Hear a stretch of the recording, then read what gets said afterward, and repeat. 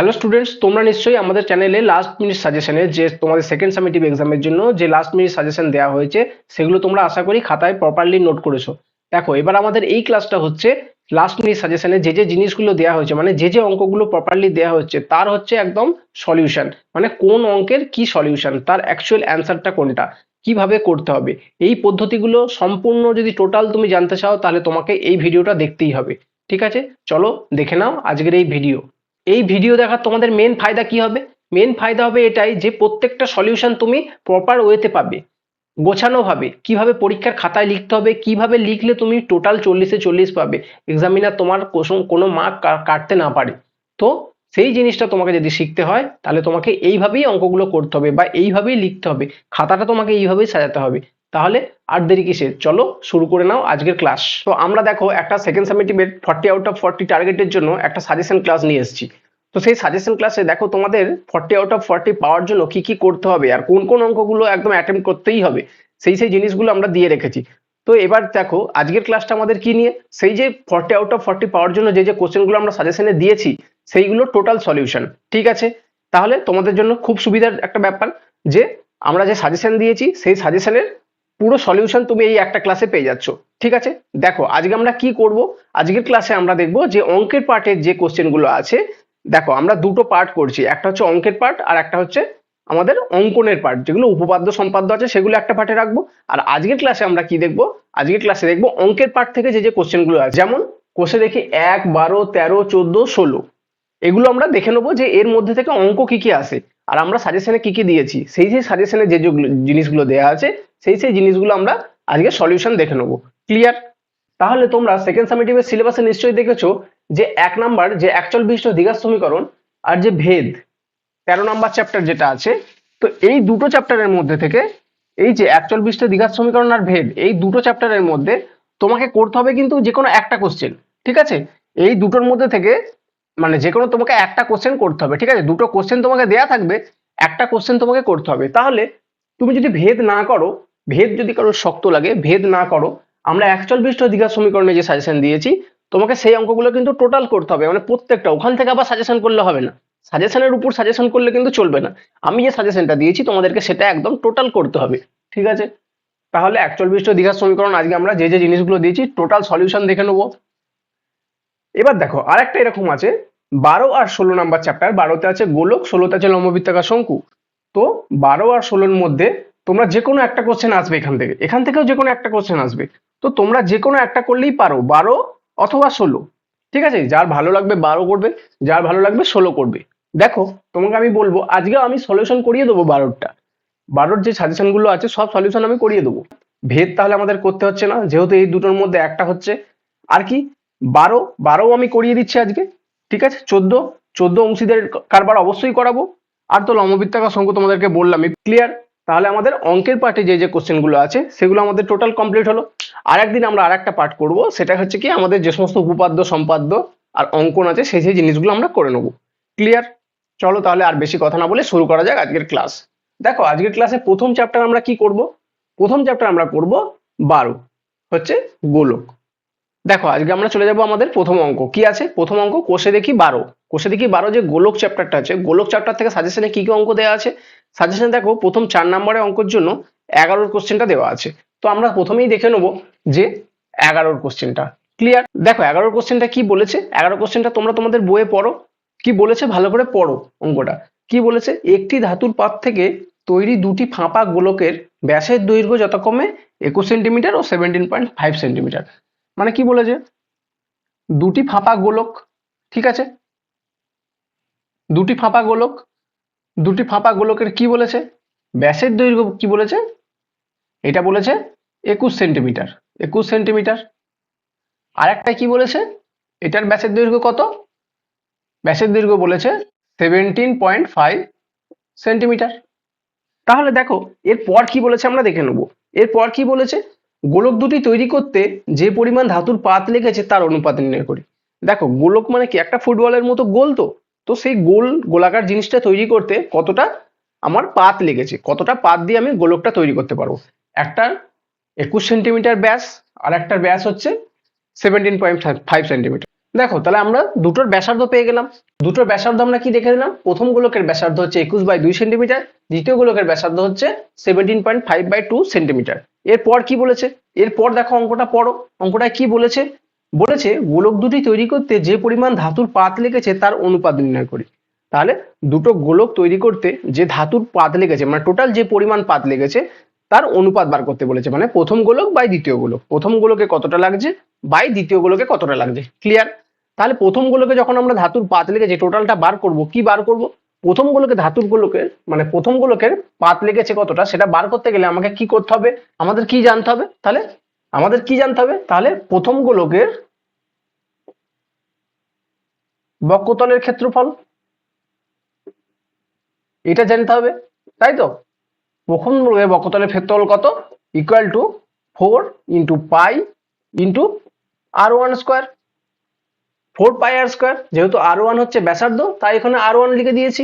ঠিক আছে, 4πr1² value কত হচ্ছে, 4 × π × r1 এর ভ্যালু শুধু আমরা বসাবো 21/2, 21/2 × 21/2, এর ইউনিট কত, বর্গ সেন্টিমিটার। ঠিক আছে, এই পর্যন্ত হয়েছে। দেখো তাহলে আমরা কি দেখবো, এবার দ্বিতীয় গোলকের কতটা পাত লেগেছে, ধাতুর পাত টোটাল কত লেগেছে, এটা হচ্ছে প্রথম গোলকের জন্য লেগেছে। এবার দ্বিতীয় গোলকের আমরা দেখে নেব, দ্বিতীয় গোলকের কি দেখবো আমরা, বক্ষতলের ক্ষেত্রফল দেখে নেব। এটার ক্ষেত্রে কত, এটার ক্ষেত্রেও তাই, 4π × r2²। এখানে হচ্ছে r1 যেহেতু লিখেছি, কি কারণে লিখেছি, এটা হচ্ছে প্রথম গোলকের জন্য, আর দ্বিতীয় গোলকের কি আমাদের r2, তাহলে আমরা r2 লিখেছি। তাহলে এর ভ্যালু কত হচ্ছে, 4 × π × r2 এর ভ্যালু কত, 17.5/2, 17.5/2। ঠিক আছে, এটা কি হলো, এটা হচ্ছে বর্গ সেন্টিমিটার। দেখো এগুলো কিন্তু এখন গুণ করতে যেও না, গুণ করতে যাওয়াটা বোকামির কাজ হবে, তাতে অনেক টাইম লাগবে, অনেক বেশি ক্যালকুলেশন করতে হবে। যেহেতু আমাদের অঙ্কটায় অনুপাত চেয়েছে প্রথম বাই দ্বিতীয়, তাহলে আমরা যদি এটা গুণ আকারেই রেখে দিই না, তাহলে আমাদের কাটাকুটি করতে সুবিধা হবে। দেখো সেই জিনিসটা কিরকম কতটা সুবিধা হয় সেটা আমরা এবার দেখে নেবো। তাহলে আমাদের কি বলেছে, এবার বলেছে প্রথম গোলকের কতটা পাত লেগেছে বাই দ্বিতীয় গোলকের কতটা পাত লেগেছে, মানে অনুপাত বার করতে দিয়েছে। তাহলে আমরা এখানে লিখে নেব, প্রথম গোলকের জন্য পাত লেগেছে বাই কি, অনুপাত বার করেছে তো আমাদেরকে অনুপাত বার করতে দিয়েছে তো, তাহলে প্রথম গোলকের জন্য কতটা লেগেছে বাই দ্বিতীয় গোলকের জন্য পাত লেগেছে। ঠিক আছে, কত লেগেছে, ইকুয়াল টু কত, প্রথম গোলকের জন্য কত লিখেছে, দেখো 4π, 21/2 21/2, তাহলে আমরা এখানে উপরে এটাই লিখে দেবো, 4 × π × 21/2 × 21/2। নিচের জন্য কত লিখেছে, 4 × π × 17.5/2 × 17.5/2। ক্লিয়ার? দেখো এখানে দেখো 4 4 কাটবে, পাই আর পাই কেটে গেল, তাই তো, এই 2 এই 2 কাটবে, এই 2 কাটবে, তাহলে কি হচ্ছে, উপরে কি কি থাকছে, 21 × 21, নিচে কত থাকছে, 17.5 × 17.5, দশমিকের সংখ্যা আছে, তাহলে সেটাকে আমরা তুলতে হবে। তাহলে কি করব, ইন্টু 10 × 10, তাহলে একটা শূন্য উঠলো, এখানে একটা দশমিক উঠলো। ক্লিয়ার? দেখো তাহলে একটা দশমিক উঠলো এখানে, আর একটা দশমিক উঠলো এখানে, ইন্টু 10 × 10 হলো। তাহলে এবার কাটাকুটি করবো আমরা কত, দেখো এটা কত দিয়ে কাটাকুটি যাবে, 5 × 2 = 10, 5 দিয়ে কাটলে কত হচ্ছে, 5 × 3 = 15, 5 × 5 = 25, এটাও সেরকম 5 × 2 = 10, এটাও যাচ্ছে 35, তারপর কত দিয়ে যাচ্ছে দেখো, 7 দিয়ে যাচ্ছে, 7 × 5 = 35, 7 × 3 = 21, এটাও 7 × 5 = 35, 7 × 3 = 21। ক্লিয়ার? তাহলে কত হচ্ছে, 5 × 5 = 25, নিচে থাকছে 3 × 3 = 9, 9 × 2 = 18, 18 × 2 = 36, উপরে থাকছে, তাই তো, উপরে থাকছে কত, 36, বাই নিচে কত থাকছে, 5 × 5 = 25। তাহলে তোমাদের অনুপাত কত হলো 36/25, মানে এটাকে আমরা কি লিখতে পারি 36:25। এটাই হচ্ছে প্রথম গোলকের যতটা পাত লেগেছে, প্রথম গোলকের জন্য পাত লেগেছে বা দ্বিতীয় গোলকের জন্য পাত লেগেছে সেটা অনুপাত আকারে। কত অনুপাত 36:25। ক্লিয়ার? ঠিক আছে, চলো চলে যাই আমরা নেক্সট অঙ্ক। তাহলে আমরা এই অঙ্কটা কি শিখলাম? এই অঙ্কটা আমরা শিখলাম যখন অনুপাত বার করতে দেবে তখন আমরা গুণগুলো করব না, মানে গুণগুলো না করে সেগুলো গুণিতক আকারেই রেখে দেবো, তাহলে আমাদের কি হবে কাটাকুটি করতে সুবিধা হবে। এটা হলো আমরা একটা নতুন ট্রিক শিখলাম, যে সময় বাঁচানোর জন্য আর অঙ্কটার ক্যালকুলেশন সুবিধা করার জন্য আমরা এই গুণগুলো করব না, গুণগুলো বাকি রেখে দেবো। গুণগুলো বাকি রেখে দেবো, যখন অনুপাত করব তখন কাটাকুটি করতে সুবিধা হবে। ঠিক আছে, দেখো তোমরা এই গুণটা করে দেখবে, এখানে পায়ের ভ্যালু 22-এর 7 বসাবে, এখানেও পায়ের ভ্যালু 22-এর 7 বসাবে, দিয়ে গুণটা করে দেখবে কত বড় ক্যালকুলেশন হচ্ছে। আমাদের দরকার নেই তো, আমাদের তো অনুপাত চেয়েছে, তো অতএব আমরা গুণ করতে যাব কেন, আমাদের অনুপাত চেয়েছে, কাটাকুটি করে দেবো আমরা, তাহলে 36:25 পেয়ে গেছে। আমাদের টার্গেট হচ্ছে কি যত কম সম্ভব ক্যালকুলেশন করে যাতে প্রপার অ্যান্সারটা আসে, তাহলে আমাদের অ্যান্সার আসছে 36:25। বোঝা গেছে? চলো আমরা চলে যাই আমাদের নেক্সট অঙ্কে। দেখো সাজেশন অনুযায়ী আমাদের নেক্সট অঙ্কটা কি আছে, 11-র পর আমাদের নেক্সট কি অঙ্ক আছে, 11-র পর দেয়া আছে দেখো 13-র অঙ্কটা। তাহলে আমরা দেখে নেবো 13-র অঙ্কটা। 13-র অঙ্কটা কি বলেছে, 13-র অঙ্কটা ভালো করে পড়ো তোমরা। 13-র অঙ্কটা কি বলেছে দেখো, 13-র অঙ্কটা বলেছে 14 সেন্টিমিটার দৈর্ঘ্যের ব্যাসার্ধ বিশিষ্ট একটি ভূগোলকে অক্ষটির বক্ষতলে 0.5 সেন্টিমিটার দৈর্ঘ্যের ব্যাসার্ধ বিশিষ্ট দুটি বৃত্তাকার ছিদ্র করা হয়েছে। ঠিক আছে, তাহলে কি বলেছে 14 সেন্টিমিটার দৈর্ঘ্যের ব্যাসার্ধ বিশিষ্ট একটি ভূগোলক। প্রথমে আমাকে বলেছে একটা ভূগোলক, তার কত একটা ব্যাসার্ধ আছে, কত বলেছে ব্যাসার্ধ, ব্যাসার্ধ বলেছে কত 14 সেন্টিমিটার, তাই তো, এটা বলেছে 14 সেন্টিমিটার। ঠিক আছে, এরপর কি বলেছে এর মাঝখান থেকে দুটো ছিদ্র করা হয়েছে। দুটো ছিদ্র করা হয়েছে মানে কি, ছিদ্র কি হয়, এটাও ধর একটা গোল, একে ধরো এখানে একটা করা হয়েছে, দুটো গোল আকারে ছিদ্র করা হয়েছে। এবার তোমাকে বলে দিয়েছে যে দুটো ছিদ্র যে করা হয়েছে সেই ছিদ্রে ব্যাসার্ধ বলে দিয়েছে। দেখো কি বলেছে 0.7 সেন্টিমিটার দৈর্ঘ্যের ব্যাসার্ধ বিশিষ্ট দুটি বৃত্তাকার ছিদ্র করা হয়েছে। তাহলে এটা কত, এর ব্যাসার্ধ কত ছিদ্র একের 0.7, এটা কত ছিদ্র 2, এরও কত, এরও হচ্ছে 0.7। ক্লিয়ার? দেখো এই টোটাল ভূগোলকটা হচ্ছে একটা বড় গোলক, সেটার কি তার ব্যাসার্ধ কি 14 সেন্টিমিটার, তাহলে টোটাল বড় গোলকটার ব্যাসার্ধ হচ্ছে 14 সেন্টিমিটার, এটা বোঝা গেছে। এরপর কি বলেছে, এরপর বলেছে 0.7 সেন্টিমিটার ব্যাসার্ধ বিশিষ্ট মাপের দুটো গোলক কেটে নিয়ে চলে গেছে। তার মানে কি 0.7 সেন্টিমিটার ব্যাসার্ধের দুটো গোলক, সেই দুটো গোলক সেখান থেকে ছিদ্র আকারে কেটে নিয়ে চলে গেছে। এবার দেখো ওই ছিদ্র মানে কি, ছিদ্র গোলক থেকে ছিদ্র করেছে মানে সেটাও গোলকই হবে। তাহলে এবার আমরা দেখে নেব যে টোটাল অঙ্কটায় কি বলতে চেয়েছে। তারপর পড়ো কি বলেছে, কি বলেছে দেখো, বলেছে যে ভূগোলকের অংশের ধাতব পাতের ক্ষেত্রফল হিসাব করি, তাই তো, মানে টোটালটা একটা ভূগোলক, তার কাছ থেকে কিছুটা অংশ কেটে নিয়ে চলে গেছে, তারপর কতটা পড়ে থাকছে, এই পর্যন্তই তো, এটা ক্লিয়ার? তাহলে আমরা কি দেখে নেবো, তাহলে আমরা দেখে নেবো টোটাল ভূগোলকটার সমগ্রতলের ক্ষেত্রফল কতটা, তাহলে আমরা বুঝে যাব প্রথমে কতটা ছিল ছিদ্র করার আগে। তাহলে আমরা কি লিখবো, লিখবো হচ্ছে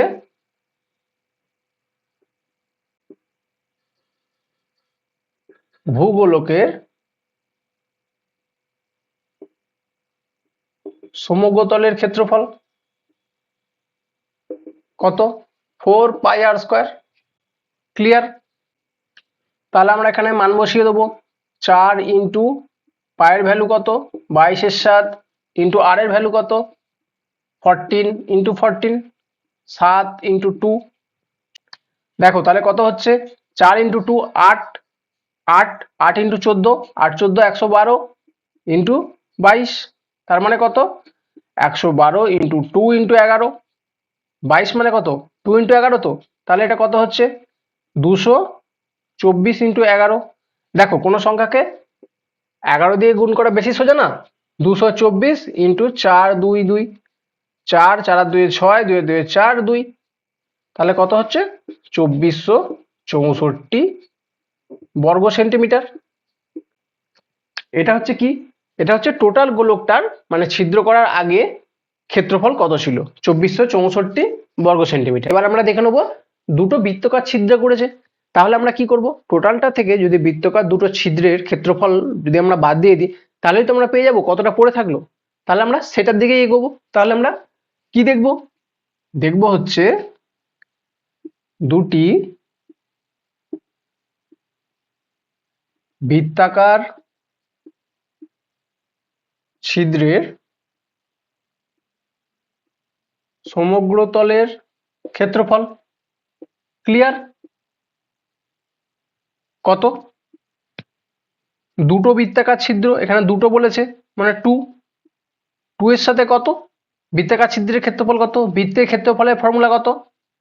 আমরা জানি বৃত্তের ক্ষেত্রফলের ফর্মুলা হচ্ছে পাই ইন্টু আর স্কোয়ার। পাই আর স্কোয়ার বৃত্তের ক্ষেত্রফলের ফর্মুলা। তাহলে 2 ইন্টু পাই ইন্টু আর স্কোয়ার।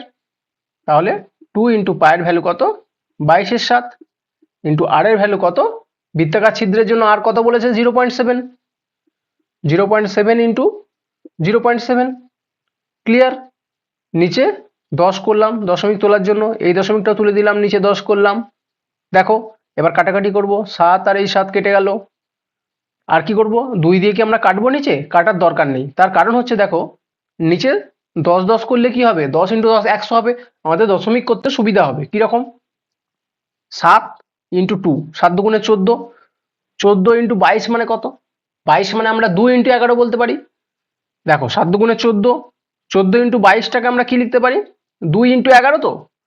তাহলে দেখো 7 দুগুণে 14, 14 ইন্টু 2, 22-এর এখান থেকে 2 ইন্টু 11 যেহেতু আছে, 2টা গুণ করবো, মুখে মুখেই হয়ে যাবে। ওই জন্যই তোমাদেরকে আমি আস্তে আস্তে শেখাচ্ছি যে মুখে মুখে ক্যালকুলেশন কিভাবে করতে হয়, পরবর্তীকালে তোমাদের এটা অনেক সুবিধা হবে। বুঝলে, শর্ট টাইমে বড় বড় ক্যালকুলেশন তোমরা করতে পারবে। সেইটার দিকে কি করে এগোনো যায় সেটা আমি এখন থেকেই চেষ্টা করছি তোমাদেরকে আস্তে আস্তে আস্তে আস্তে সেই জায়গায় নিয়ে যাওয়ার। তো আমার সাথে ক্লাস করলে তোমরা পরবর্তীকালে দেখতে পারবে তোমরা মুখে মুখে এই গুণগুলো করতে পারছো। আমি ছোট ছোট ট্রিকের মাধ্যমে এই ক্লাসে আমি তোমাদেরকে দিতে থাকবো, তোমরা সেগুলো খাতায় নোট করতে থাকো যে স্যার কি ক্লাস দিচ্ছে, কি ট্রিক দিচ্ছে মাঝে মাঝে। তো সেগুলো তোমরা নোট করো, সেগুলো তোমাদের ভবিষ্যতে অনেক সুবিধা হবে। দেখে নিও, আমার কথা মিলিয়ে নিও। ঠিক আছে? তাহলে কত হলো, 7 দুগুণে 14, 14 ইন্টু এই 2, 14 দুগুণে 28, তাই তো হলো। 28 ইন্টু এই 11 রয়ে গেছে, নিচে কত আছে, 10 ইন্টু 10 100।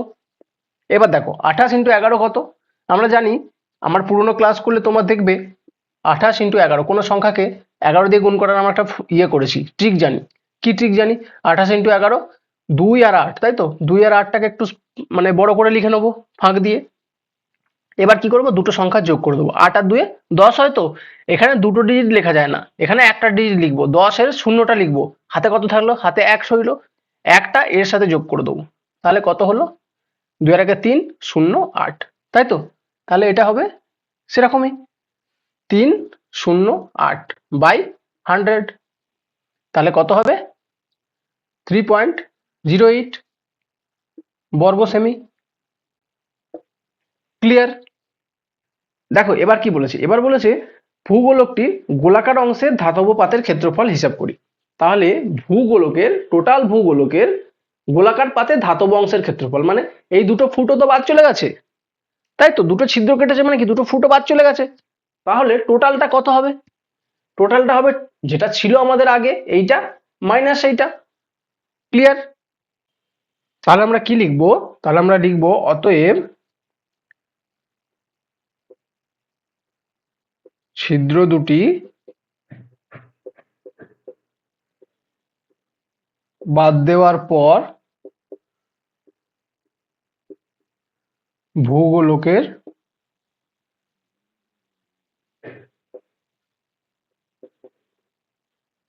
গোলাকার অংশের ক্ষেত্রফল কত হচ্ছে, 2464 মাইনাস 3.08, কত এটা, বর্গ সেন্টিমিটার। তাহলে কত হচ্ছে, বাদ দাও, 2 দাও 10, হাতে রইল 1, 9, হাতে রইল 4, 0, 6, 4, 2, 2460.92 বর্গ সেন্টিমিটার। এটাই হচ্ছে আমাদের অ্যান্সার। ক্লিয়ার? তাহলে বোঝা গেল আমরা এই অঙ্কটা কি করলাম। প্রথমে একটা ভূগোলক ছিল, ভূগোলকের টোটালটা বার করে নিলাম, টোটাল পাতের ক্ষেত্রফল কত, সেখান থেকে দুটো ছিদ্র কেটেছিল, সেই ছিদ্র দুটোর ক্ষেত্রফল আমরা বাদ দিয়ে দিলাম, বাকিটা কতটা পড়ে রইলো সেটাই চেয়েছে আনসার। ক্লিয়ার? তাহলে আমরা দেখে নিই আমরা আমাদের নেক্সট অঙ্কটা কি বলেছে। নেক্সট 14 নম্বরের অঙ্কটা, তাই তো 14 নম্বরের অঙ্কটা কি বলেছে দেখো, কি বলেছে তোমরা পড়ছো। 8 সেন্টিমিটার দৈর্ঘ্যের ব্যাসার্ধের একটি নিরেট লোহার গোলককে গলিয়ে 1 সেন্টিমিটার দৈর্ঘ্যের ব্যাসার্ধের কয়টি নিরেট গুলি তৈরি করা যাবে। কি বলেছে? 8 সেন্টিমিটার দৈর্ঘ্যের ব্যাসার্ধের, তাই তো, একটা গোলক আছে, তাহলে এটা একটা গোলক, তার ব্যাসার্ধ কত? 8 সেন্টিমিটার। তাহলে দেখো তোমার কাছে একটা লোহার নিরেট ফুটবল আছে, যার ব্যাসার্ধ কত? 8 সেন্টিমিটার। তাহলে ওই লোহার নিরেট যে ফুটবলটা আছে, সেই ফুটবলটার মধ্যে কতটা লোহা আছে তুমি এটা বার করবে কি করে? আমাদেরকে সেটা জানতে গেলে টোটাল কতটা লোহা আছে সেটা জানতে গেলে আমাদেরকে তার আয়তন জানতে হবে। তাহলে সেরকম আমরা এটারও আয়তন জেনে নেব। তাহলে আমরা কি লিখে নেব? অতএব নিরেট লোহার গোলকের আয়তন ইকুয়াল টু কত? লোহার গোলকের আয়তনের ফর্মুলা কত? 4/3 পাই আর কিউব। 4/3 পায়ের ভ্যালু কত? 22/7 ইন্টু আর কত? আর হচ্ছে দেখো 8 সেন্টিমিটার বলে দিয়েছে, 8 ইন্টু 8 ইন্টু 8, যেহেতু কিউব আছে ওই জন্য 3 বার লিখলাম। ঠিক আছে, এটা কি হলো? এটা হচ্ছে ঘন সেন্টিমিটার ইউনিট, তাই তো। দেখো এটাকে আমরা ফার্দার গুণ করব না, তার কারণ হচ্ছে আমাদেরকে বার করতে বলেছে কতগুলো গুলি তৈরি হবে, তাই তো। গুলি তৈরি হবে ওই গোলকটা থেকে। দেখো আমাদের কিরম পরবর্তীকালে সুবিধা হবে, আমি কি জন্য বলছি গুণটা করব না। দেখো এই গুণটা করলাম না, এখানে লিখে দিলাম ঘন সেন্টিমিটার। এবার কি বলেছে? এইটা গলিয়ে কতগুলো গুলি তৈরি করতে হবে। এবার গুলির বলে দিয়েছে ব্যাসার্ধ, গুলির ব্যাসার্ধ কত বলেছে তোমাদেরকে? 1 সেন্টিমিটার দৈর্ঘ্যের ব্যাসার্ধের কয়টি নিরেট গুলি তৈরি করা যাবে। ধরো এখানে একটা গুলি আছে, ঠিক আছে, এটা গুলি, এটা গলিয়ে এটা তৈরি করা হবে। কতগুলো এরকম তৈরি হবে? এরকম কতগুলো তৈরি হবে গুলি? তাহলে এই গুলিটার কত ব্যাসার্ধ বলেছে? 1 সেন্টিমিটার। আমাদেরকে জেনে নিতে হবে এই গুলিটা তৈরি করতে কতটা লোহা লাগে, তবেই তুমি বুঝতে পারবে এই লোহাটা দিয়ে কতগুলো এরকম গুলি তৈরি করা যাবে। তাহলে আমরা দেখে নেব যে অতএব গুলির আয়তন, গুলির আয়তন কত? 4/3 পাই আর কিউব। যেহেতু এটাও একটা গোলক, একই ফর্মুলা, শুধু আর এর ভ্যালুটা চেঞ্জ হয়ে যাবে। এখানে এখানে 8 ছিল, এখানে 1, 4/3 ইন্টু 22/7 ইন্টু 1 ইন্টু 1 ইন্টু 1, এটাও হচ্ছে ঘন সেন্টিমিটার। দেখো দেখো এরপর কি? এরপর হচ্ছে তোমার কাছে টোটাল লোহা আছে এতটা, এত ঘন সেন্টিমিটার তোমার কাছে লোহা আছে, গোলকটা গলিয়ে তুমি পেয়েছো। তোমাকে গুলি তৈরি করতে হবে অনেকগুলো, তাই তো। কতগুলো তৈরি হবে সেটা তোমাকে বার করতে দিয়েছে। তোমার কাছে গুলির এক একটা গুলির মধ্যে কতটা লোহা আছে? এত ঘন সেন্টিমিটার। তাহলে আমরা যদি এই অংশটাকে এই অংশটা দিয়ে ভাগ করে দিই, তাহলে আমরা বুঝতে পেরে যাব যে টোটাল কতগুলো আমার কাছে গুলি তৈরি হবে। তাহলে অতএব কি লিখবো? গুলির সংখ্যা ইকুয়াল টু কত? 4/3 ইন্টু 22/7 ইন্টু 8 ইন্টু 8 ইন্টু 8, উপরে হলো, নিচে কত? 4/3 ইন্টু এইটা 22/7 ইন্টু 1 ইন্টু 1 ইন্টু 1, ঠিক আছে, তিনটে 1 হলো। তাহলে দেখো 4/3 4/3 কাটলো উপরে নিচে, 22/7 22/7 কাটলো। এই জন্য বলেছিলাম যে এখানে যে গুণটা আমরা করব না, গুণটা করলে দেখো অনেক বড় সংখ্যা হতো একটা, তারপর তাকে কাটাকুটি করতে হতো, আমাদের টাইম কনজিউমিং ব্যাপার সেটা। তাহলে আমাদের যখন কাটাকুটি হবেই তখন সেটাকে আমরা কেন গুণ করব? তাহলে 4/3 4/3 কেটে দিলাম, 22/7 22/7 কেটে দিলাম, উপরে কত হচ্ছে? 8 ইন্টু 8 ইন্টু 8, 8 8 64 ইন্টু 8, 64 ইন্টু 8 কত? 512। অতএব 512টি গুলি তৈরি হবে, এটাই হচ্ছে অ্যান্সার। ক্লিয়ার? বোঝা গেছে? দেখো এক্ষেত্রে আমরা কি জানতে পারলাম?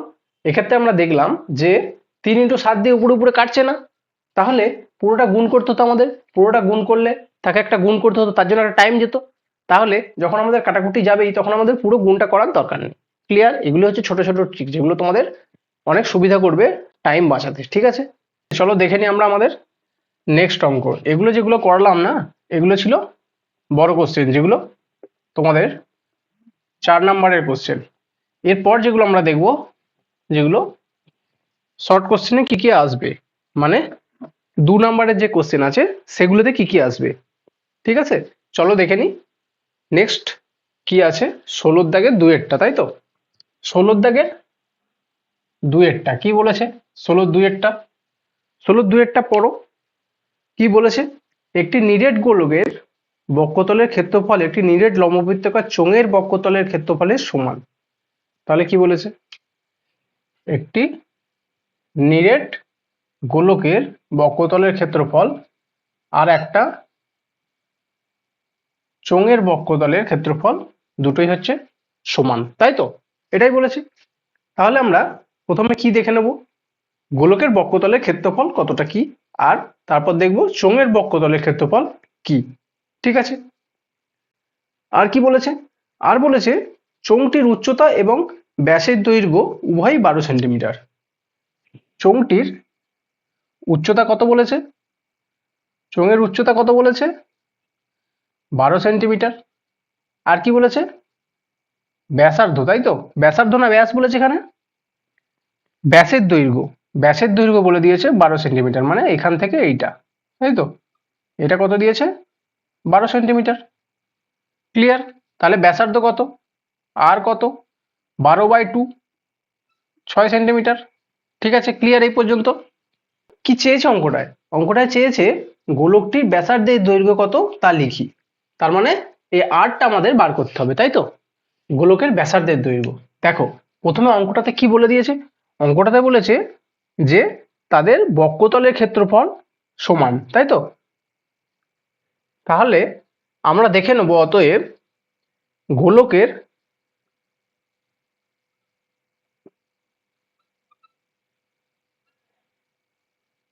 বক্ষতলের ক্ষেত্রফল কত। গোলকের বক্ষতলের ক্ষেত্রফল কত বলো? জানি আমরা 4πr², তাই তো? তাহলে 4 ইন্টু 22/7 ইন্টু r² কত, আর আমরা জানি না, এটাই থাকবে।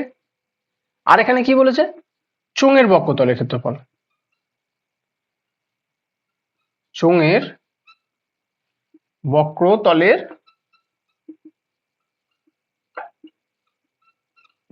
ক্ষেত্রফল কত? চোঙের বক্ষতলের ক্ষেত্রফল কত বলো? চোঙের বক্ষতলের ক্ষেত্রফলের ফর্মুলা কি? ফর্মুলা হচ্ছে 2πr/h। ঠিক আছে, এখানে কি 2 ইন্টু পাই মানে 22/7, আর কত? দেখো আর তোমাকে বলে দিয়েছিল যে ব্যাসার্ধ বলে দিয়েছিল, ব্যাস বলে দিয়েছিল 12 সেন্টিমিটার, আমরা ব্যাসার্ধ বার করে নিয়েছিলাম 6, তাহলে আর এর ভ্যালু 6 ইন্টু এইচ কত? এইচ তো এটা বলেই দিয়েছে, এটাই হচ্ছে এইচ, হাইট 12 সেন্টিমিটার, তাহলে এটা হচ্ছে 12। তাহলে কি হবে? এটা কি হচ্ছে কি? বর্গ সেন্টিমিটার। দেখো এবার কোশ্চেনে বলে দিয়েছে এর যে বক্ষতলের ক্ষেত্রফল আর এর যে বক্ষতলের ক্ষেত্রফল দুটো হচ্ছে সমান। তাহলে আমরা লিখতে পারি এইটা ইকুয়াল টু এইটা, লিখতে তো পারি। তাহলে আমরা এটাই লিখে দেবো যে অতএব প্রশ্নানুসারে 4 into 22/7 into r² equal to কত? Equal to 2 into 22/7 into 6 into 12। দেখো তাহলে r² ইকুয়াল টু কত হবে? অতএব r² ইকুয়াল টু 3, 3 × 12 36। তাহলে r ইকুয়াল টু কত? r equal to 6। তাহলে কত বেরোলো? r equal to 6। তাহলে আমরা লিখে দিতে পারি কি, যে অতএব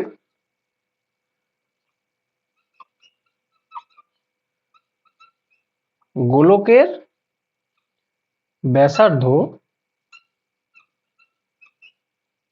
ইকুয়াল টু 6 সেন্টিমিটার। ক্লিয়ার? ঠিক আছে, কোনো প্রবলেম নেই। চলো চলে যাই আমরা আমাদের নেক্সট অঙ্কে। এরপর নেক্সট 16 5-এরটা কি বলেছে অঙ্কটা পড়ো। একটি গোলকের ব্যাসার্ধের দৈর্ঘ্য 50% বৃদ্ধি করলে তার বক্ষতলের ক্ষেত্রফল শতকরা কত বৃদ্ধি পায়? গোলকের ব্যাসার্ধের দৈর্ঘ্য, তাই তো? একটা গোলক আছে, ঠিক আছে, এইটা তার ব্যাসার্ধ আমরা জানি। দেখো এই ব্যাসার্ধটা বলেছে যদি 50% বৃদ্ধি করা হয়, তাহলে কি আমরা প্রথমে ধরে নিচ্ছি যে প্রথমে ব্যাসার্ধ কত, প্রথমে ব্যাসার্ধ মানে R1 কত আমরা ধরে নিচ্ছি 100 আছে, ঠিক আছে, 100 সেন্টিমিটার, ঠিক আছে। পরে ব্যাসার্ধ কত, পরে ব্যাসার্ধ মানে R2, পরে কত ব্যাসার্ধ হচ্ছে, পরে ব্যাসার্ধ হচ্ছে কত 100 আছে, তার সাথে 50% বাড়ছে, মানে 100 50% কত হয় মানে 50, মানে হাফ বেড়েছে, তাহলে কত হচ্ছে 150 সেন্টিমিটার। ক্লিয়ার? তাহলে 100 সেন্টিমিটার যেটা ছিল সেটা হলো 150 সেন্টিমিটার। তাহলে বক্রতলের ক্ষেত্রফল শতকরা কত পার্সেন্ট বৃদ্ধি পাচ্ছে? দেখো প্রথম ক্ষেত্রে আমরা বক্রতলের ক্ষেত্রফল বার করব, আর দ্বিতীয় ক্ষেত্রেও বক্রতলের ক্ষেত্রফল বার করব, দিয়ে দেখব কত বৃদ্ধি পাচ্ছে। তাহলে আমরা কি লিখব, অতএব প্রথমে গোলকের বক্রতলের ক্ষেত্রফল কত, প্রথমে গোলকের বক্রতলের ক্ষেত্রফল কত, বক্রতলের ক্ষেত্রফলের ফর্মুলা তোমরা বলো, 4πr², ভ্যালু বসিয়ে দেবো 4 ইন্টু পাই ইন্টু আর কত, আর আমরা জানি দেখো প্রথম ক্ষেত্রে কত 100, তাহলে 100 ইন্টু 100 বর্গ সেন্টিমিটার। ক্লিয়ার? এরপর কি বলেছে, এরপর বলেছে দেখো এটা আমরা বার করলাম প্রথমে, এবার পরে কি হয়েছে, পরে হয়েছে 150 সেন্টিমিটার, তাই তো। তাহলে আমরা এখানে লিখে নেব অতএব পরে কি গোলকের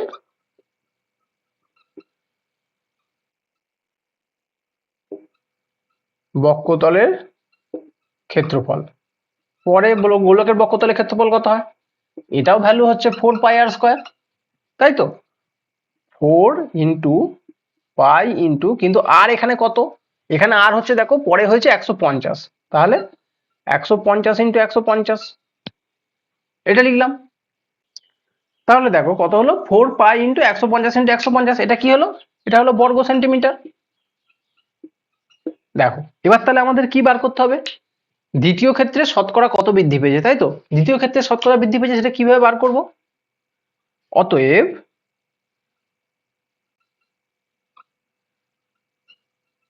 ক্ষেত্রফলের শতকরা বৃদ্ধি ইকুয়াল টু, ক্ষেত্রফলের শতকরা বৃদ্ধি কত হচ্ছে, ক্ষেত্রফলের শতকরা বৃদ্ধি মানে কি পরে যেটা হলো তার থেকে আমরা আগেরটা বাদ দেবো, তার মানে কতটা বেড়েছে বুঝতে পারবো। তাহলে কত হচ্ছে এখানে 4 ইন্টু পাই ইন্টু 150 ইন্টু 150, তাই তো, 150 ইন্টু 150 মাইনাস কত হচ্ছে, এটা হলো একটা, এর থেকে কি মাইনাস দেবো, আগে কত ছিল 4 ইন্টু পাই ইন্টু কত 100 ইন্টু 100, তাই তো, আর নিচে কত থাকবে, নিচে আগে কত ছিল তার সাপেক্ষেই আমরা বার করছি কত বেড়েছে, 4 into pi into 100 into 100। Clear এই পর্যন্ত? তাহলে দেখো আমরা এখানে কি করব, 4 পাই উপর থেকে কমন নিলাম, তাহলে উপরে কি থাকছে 150 ইন্টু 150 মানে 150 এর স্কোয়ার মাইনাস 100 স্কোয়ার, ঠিক আছে, বাই নিচে 4 পাই ইন্টু 100 ইন্টু 100, নিচেরটা ওই রকমই থেকে যাচ্ছে।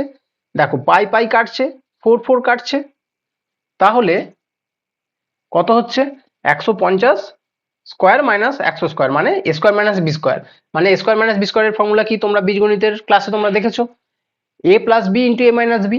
তাহলে এখানে এ কত 150, বি কত 100, তাহলে 150 প্লাস 100 কত হয় 250, আর এ মাইনাস বি মানে 150 মাইনাস 100 কত হয় বলো, 150 মাইনাস 150, নিচে কত আছে 100 ইন্টু 100, এর শতকরা চেয়েছে, শতকরা মানে 100 দিয়ে গুণ করতে হয় পার্সেন্টেজ, তাই তো। তাহলে কাটাকুটি করবো এবার, শূন্য শূন্য কাটলো, এই শূন্য কাটলো, তাহলে 25 4-এ কাটলো, তাই তো, 4 এখানে 25-এ কাটলো, 5 25 কত 125%, এটাই হচ্ছে অ্যান্সার। তার মানে ক্ষেত্রফলের কত বৃদ্ধি পেয়েছে শতকরা 125% বৃদ্ধি পেয়েছে। আগে যা ছিল তার থেকে ব্যাসার্ধ যদি আমরা 50% বাড়িয়ে দিই, আগে যে ব্যাসার্ধ ছিল এই যে 100, তার থেকে যদি আমরা 50% বাড়িয়ে দিই 150 সেন্টিমিটার হয়ে গেল। তো তার ক্ষেত্রফল কত কি চেঞ্জ হলো, ক্ষেত্রফল তাহলে কত কি চেঞ্জ হলো, ক্ষেত্রফল 125% বেড়ে গেল, আগে যেটা ছিল তার থেকে 125% বেড়ে গেল। ক্লিয়ার? চলো চলে যাই আমরা নেক্সট অঙ্কে। তাহলে এরপর আমাদের কি বলেছে, এরপর আমাদের শর্ট কোশ্চেন যেগুলো এমসিকিউ। তাহলে 1 নম্বরের যেগুলো শর্ট কোশ্চেন আছে 15 দাগের, 15 দাগের কতটা বলা আছে আমাদের, 15 দাগের দেখো দুয়েরটা আছে আমাদের সাজেশনে, দুয়েরটা আমরা দেখে নেবো। 15 দাগের দুইয়ের অঙ্কটা তোমরা পড়ো। 15 দাগের এর যেটা আছে এর দাগের 2, তো এর 2 অঙ্কটা কি আছে পড়ো। বলেছে দুটি নিরেট গোলকের আয়তনের অনুপাত 1:8 হলে তাদের বক্ষতলের ক্ষেত্রফলের অনুপাত। দুটি নিরেট গোলকের আয়তনের অনুপাত, তাই তো? তোমার কাছে দুটো নিরেট গোলক আছে, তাই তো? এটার ব্যাসার্ধ এইটা, এর ব্যাসার্ধ এইটা। আয়তনের অনুপাত দিয়ে দিয়েছে তোমাকে। আয়তনের অনুপাত কত দিয়ে দিয়েছে দেখো, আয়তনের অনুপাত দিয়েছে 1:8। তাহলে আমি ধরে নিই এটা বক্ষতলের ব্যাসার্ধ আর, এর কত ব্যাসার্ধ R2। তাহলে আয়তনের অনুপাত আমি প্রথমের আয়তন করছি, তাহলে কি করব, আয়তন প্রথম গোলকের কত, প্রথম গোলকের আয়তন কত বলো, 4/3 পাই ইন্টু R1 এর হোল কিউব। আর দ্বিতীয় গোলকের অতএব আয়তন কি,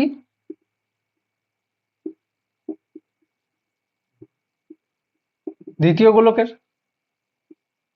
কত, এরও same 4/3 pi R2 cube. Clear? এর ব্যাসার্ধ R1, এর ব্যাসার্ধ R2, আমাকে আর কিছু বলেনি। এবার বলেছে দুটো গোলকের আয়তনের অনুপাত বলে দিয়েছে। আয়তন অনুপাত কত বলেছে তোমাকে, 1:8। তাহলে প্রশ্নানুসারে আমরা লিখতে পারি, দেখো এগুলো আমি বোঝার জন্য তোমাকে পুরোটা কষে দেখিয়ে দিচ্ছি, কিন্তু এমসিকিউ তো এটা, তোমাকে শুধু অ্যান্সারটাই করতে হবে। 4/3 pi r cube, 4/3 pi R2 এর কিউব, এটাই দুটোর আয়তন। দুটোর আয়তনের অনুপাত বলেছে কত, 1:8। প্রথমে যদি ব্যাপারটা তুমি না বুঝতেই পারো কিভাবে কোশ্চেনটা এলো এমসিকিউ এর অ্যান্সারটা, তাহলে তুমি এমসিকিউটা করবে কিভাবে।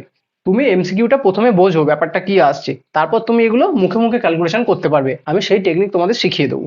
ঠিক আছে? দেখো তাহলে 4/3 pi r cube by 4/3 pi R2 cube 1:8। দেখো এখানে কি হবে, উপর নিচে দেখো 4/3 4/3 কেটে গেল, পাই পাই কেটে গেল। ঠিক আছে? তাহলে R1 এর whole cube by R2 whole cube equal to কত হলো, 1/8। আমরা এই 1/8 কে কি লিখতে পারি দেখো তো, উপরে এরম লিখতে পারি, 1 এর হোল কিউব বাই 2 এর হোল কিউব। 1 এর হোল কিউব মানে কি, 1 এর হোল কিউব মানেই তো 1, আর 2 এর হোল কিউব মানে কি 2 দুগুণে 4, 4 দুগুণে 8, দুটো মানে 3টে 2 যদি গুণ করি তাহলে 8ই তো হচ্ছে। তাহলে এখান থেকে আমরা লিখতে পারি R1 by R2 equal to, এই কিউব গুলো উঠে গেল, উপরে নিচে সমান আছে 1/2। ঠিক আছে? R1 বাই R2 বেরোলো কত, 1/2। এরপর কি বলেছে দেখো, অ্যান্সারটা কি চেয়েছে, অ্যান্সারটা চেয়েছে তাহলে তাদের বক্ষতলের ক্ষেত্রফলের অনুপাত কত। তাহলে আমরা দেখব, অতএব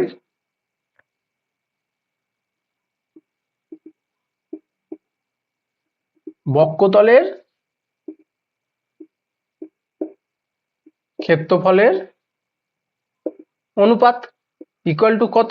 তাহলে আমরা দেখে নেব প্রথম বক্ষতলের ক্ষেত্রফল কত, প্রথমটার বক্ষতলের ক্ষেত্রফল কত, 4 পাই R1 এর স্কোয়ার, দ্বিতীয়টার কত 4 পাই R2 স্কোয়ার। ঠিক আছে? দেখো এখানে 4 4 কাটলো, পাই পাই কেটে গেল। R1 এর ভ্যালু কত, R1 এর স্কোয়ার, R1 এর ভ্যালু কত তুমি বার করে নিয়েছো আগেই 1, তার মানে এটা কি হলো 1 এর স্কোয়ার বাই R2 কত, R2 এর ভ্যালু দেখো 2, 2 এর স্কোয়ার। তাহলে কত হচ্ছে, 1 এর স্কোয়ার মানে 1, 2 এর স্কোয়ার মানে 4। অতএব অনুপাত কত হচ্ছে, 1:4। এটাই হলো অ্যান্সার। তাহলে তুমি ক্লিয়ারলি বুঝতে পারলে যে 1:4 কি করে আসছে। দেখো এখানে R1 প্রথমে আমরা দেখে নিলাম, R2 প্রথমে আমরা দেখে নিলাম, তার ক্ষেত্রফল দেখে নিলাম, তাহলে সেই ক্ষেত্রফল দুটো অনুপাত বার করে দিলাম। ক্লিয়ার? দেখো এইভাবে স্টেপ বাই স্টেপ করলে তোমরা কি হবে, জিনিসটা তোমরা জানতে পারছো, তোমাদের কখনোই আটকাবে না। এইভাবে করতে পারলে তবেই তোমরা মেন মাধ্যমিকে গিয়ে মুখে মুখে তখন করতে পারবে। বুঝতে পেরেছো? এখন থেকে তোমরা যদি জিনিসটা না বুঝে করো তাহলে কি করে হবে? না বুঝে করলে জিনিসটা তুমি বুঝতে পারবে না। তাহলে জিনিসটা বুঝে করতে গেলে, ফুল মার্কস পেতে গেলে তোমাকে স্টেপ বাই স্টেপ প্রত্যেকটা জিনিস জানতে হবে ফুল মার্কস পেতে গেলে। অতএব সেই অনুযায়ী তুমি আমাদের ক্লাসে পেয়ে যাবে যে ফুল মার্কস কিভাবে পাওয়া যায়, কোন টেকনিক ফলো করলে ফুল মার্কস তোমার আসবে, 100-এ 100, 100-এ 95 কিভাবে আসে, মানুষের কিভাবে আসে সেটা বুঝতে গেলে তোমাকে আমাদের ক্লাস করতেই হবে। বুঝলে? চলো দেখে নিই নেক্সট অঙ্ক। দেখো এরপর আমরা চলে যাব 15 দাগের 3-এর অঙ্কটা। ঠিক আছে, দেখো 15 দাগের 3-এর অঙ্কটা ভালো করে পড়ো। কি বলেছে? 15 দাগের 3-এর অঙ্কটা বলেছে 7 সেন্টিমিটার দৈর্ঘ্যের ব্যাসার্ধ বিশিষ্ট একটি নিরেট অর্ধগোলকের সমগ্রতলের ক্ষেত্রফল। নিরেট অর্ধগোলকের, এতক্ষণ পর্যন্ত আমরা কি করছিলাম? এতক্ষণ পর্যন্ত আমরা একটা গোলক মানে গোলাকার বস্তুর আয়তন বা ক্ষেত্রফল সেগুলো আমরা নির্ণয় করছিলাম। কিন্তু এখন কি বলেছে? অর্ধগোলক। তার মানে কি? অর্ধগোলক গোলকের হাফ, তাই তো? সেটাই বলছে অর্ধগোলক। তাহলে আমরা দেখো, আমরা যখন গোলক করেছিলাম, গোলকের কি করেছিলাম? 4πr² করেছিলাম, তাই তো? কিন্তু অর্ধগোলক জিনিসটা কিরকম? অর্ধগোলক মানে পুরো গোলক একটা থাকবে, তার তুমি হাফ, হাফ মানে কি? হাফ পার্ট রয়েছে, তাই তো? ক্লিয়ার? বাকি এইটা আছে এখানে, এটা আমি নিইনি, তার কারণ হচ্ছে অর্ধগোলক। দেখো অর্ধগোলক ফুল মানে পূর্ণ গোলকের ক্ষেত্রফল কত? 4πr²। কিন্তু তুমি বলবে অর্ধগোলকের তাহলে কত হবে স্যার? 2πr² হয়ে যাবে। কিন্তু দেখো 2πr² হয় না, অর্ধগোলকের সমগ্রতলের ক্ষেত্রফল 2πr² নয়। কিরকম? দেখো এই যে অংশটা আছে না উপরটা, এটা কি? এটা তুমি 2D তে দেখছো। 3D দেখলে কি? 3D দেখলে একটা বাটির মতো তো অংশ, নিচের অংশটা, বাটির নিচের অংশটা দেখার জন্য 2πr², বক্ষতলের ক্ষেত্রফলের হাফ পেয়ে গেলাম, 4πr² থেকে 2πr²। আর এই যে উপরের অংশটা আছে না, উপরের অংশটা কি? উপরের অংশটা একটা বৃত্ত, বৃত্তের একটা ক্ষেত্রফল আছে তো, সেটা ওর সাথে যুক্ত হবে। বৃত্তের ক্ষেত্রফলের ফর্মুলা কত? উপরের অংশটার জন্য πr², আর এটা কত হলো? এটা হলো 2πr²। দেখো এইটার এটা যদি আমরা যোগ করি তাহলে কত আসছে? তাহলে তো আসছে 3πr²। অতএব অর্ধগোলকের সমগ্রতলের ক্ষেত্রফল কত? 3πr²। ক্লিয়ার? মনে থাকবে, এটা কিন্তু খুব ভুল হয়, কখনো ভুল করবে না। এটা 4πr² এর হাফ 2πr² করে দিও না। 4πr² পূর্ণ গোলকের বক্ষতলের ক্ষেত্রফল, কিন্তু অর্ধগোলকের সমগ্রতলের ক্ষেত্রফল মানে উপরটা প্লাস নিচেটা, πr² প্লাস 2πr², 3πr²। ঠিক আছে, তাহলে এবার কি বলেছে অঙ্কটা? এবার অঙ্কটা বলেছে 7 সেন্টিমিটার দৈর্ঘ্যের ব্যাসার্ধ বিশিষ্ট একটি নিরেট অর্ধগোলকের সমগ্রতলের ক্ষেত্রফল। তাহলে ব্যাসার্ধ কত? এটা এটা বলেছে 7 সেন্টিমিটার। তাহলে আমরা এখানে দেখে নেব 3 ইন্টু পাই ইন্টু 7 ইন্টু 7, এত বর্গ সেন্টিমিটার। তাহলে কত হচ্ছে? 7 7 49, 49 ইন্টু 3 কত? 3 9 27, 7 হাতে রইল 2, 3 4 12, 13 14, 147 পাই বর্গ সেন্টিমিটার। যে অপশন আছে সেই অপশনটা এর অ্যান্সার। ক্লিয়ার? দেখো প্রথমে আমরা কি দেখে নিলাম?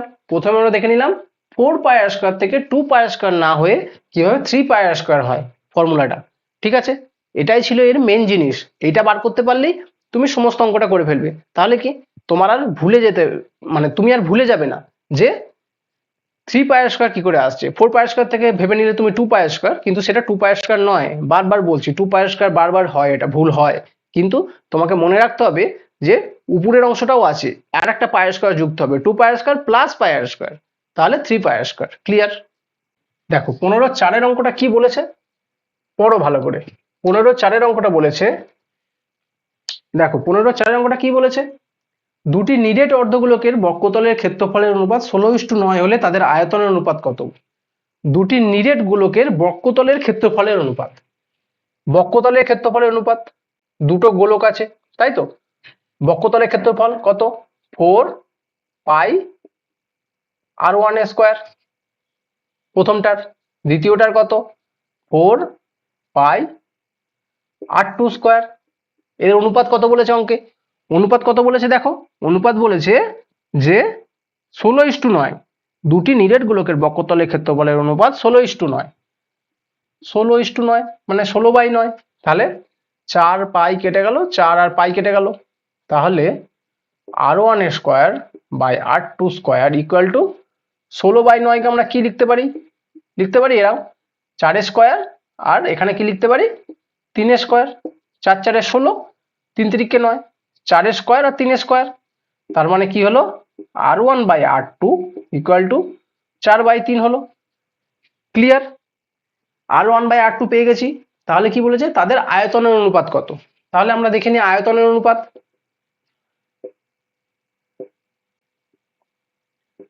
আয়তনের অনুপাত কত? আয়তন কত?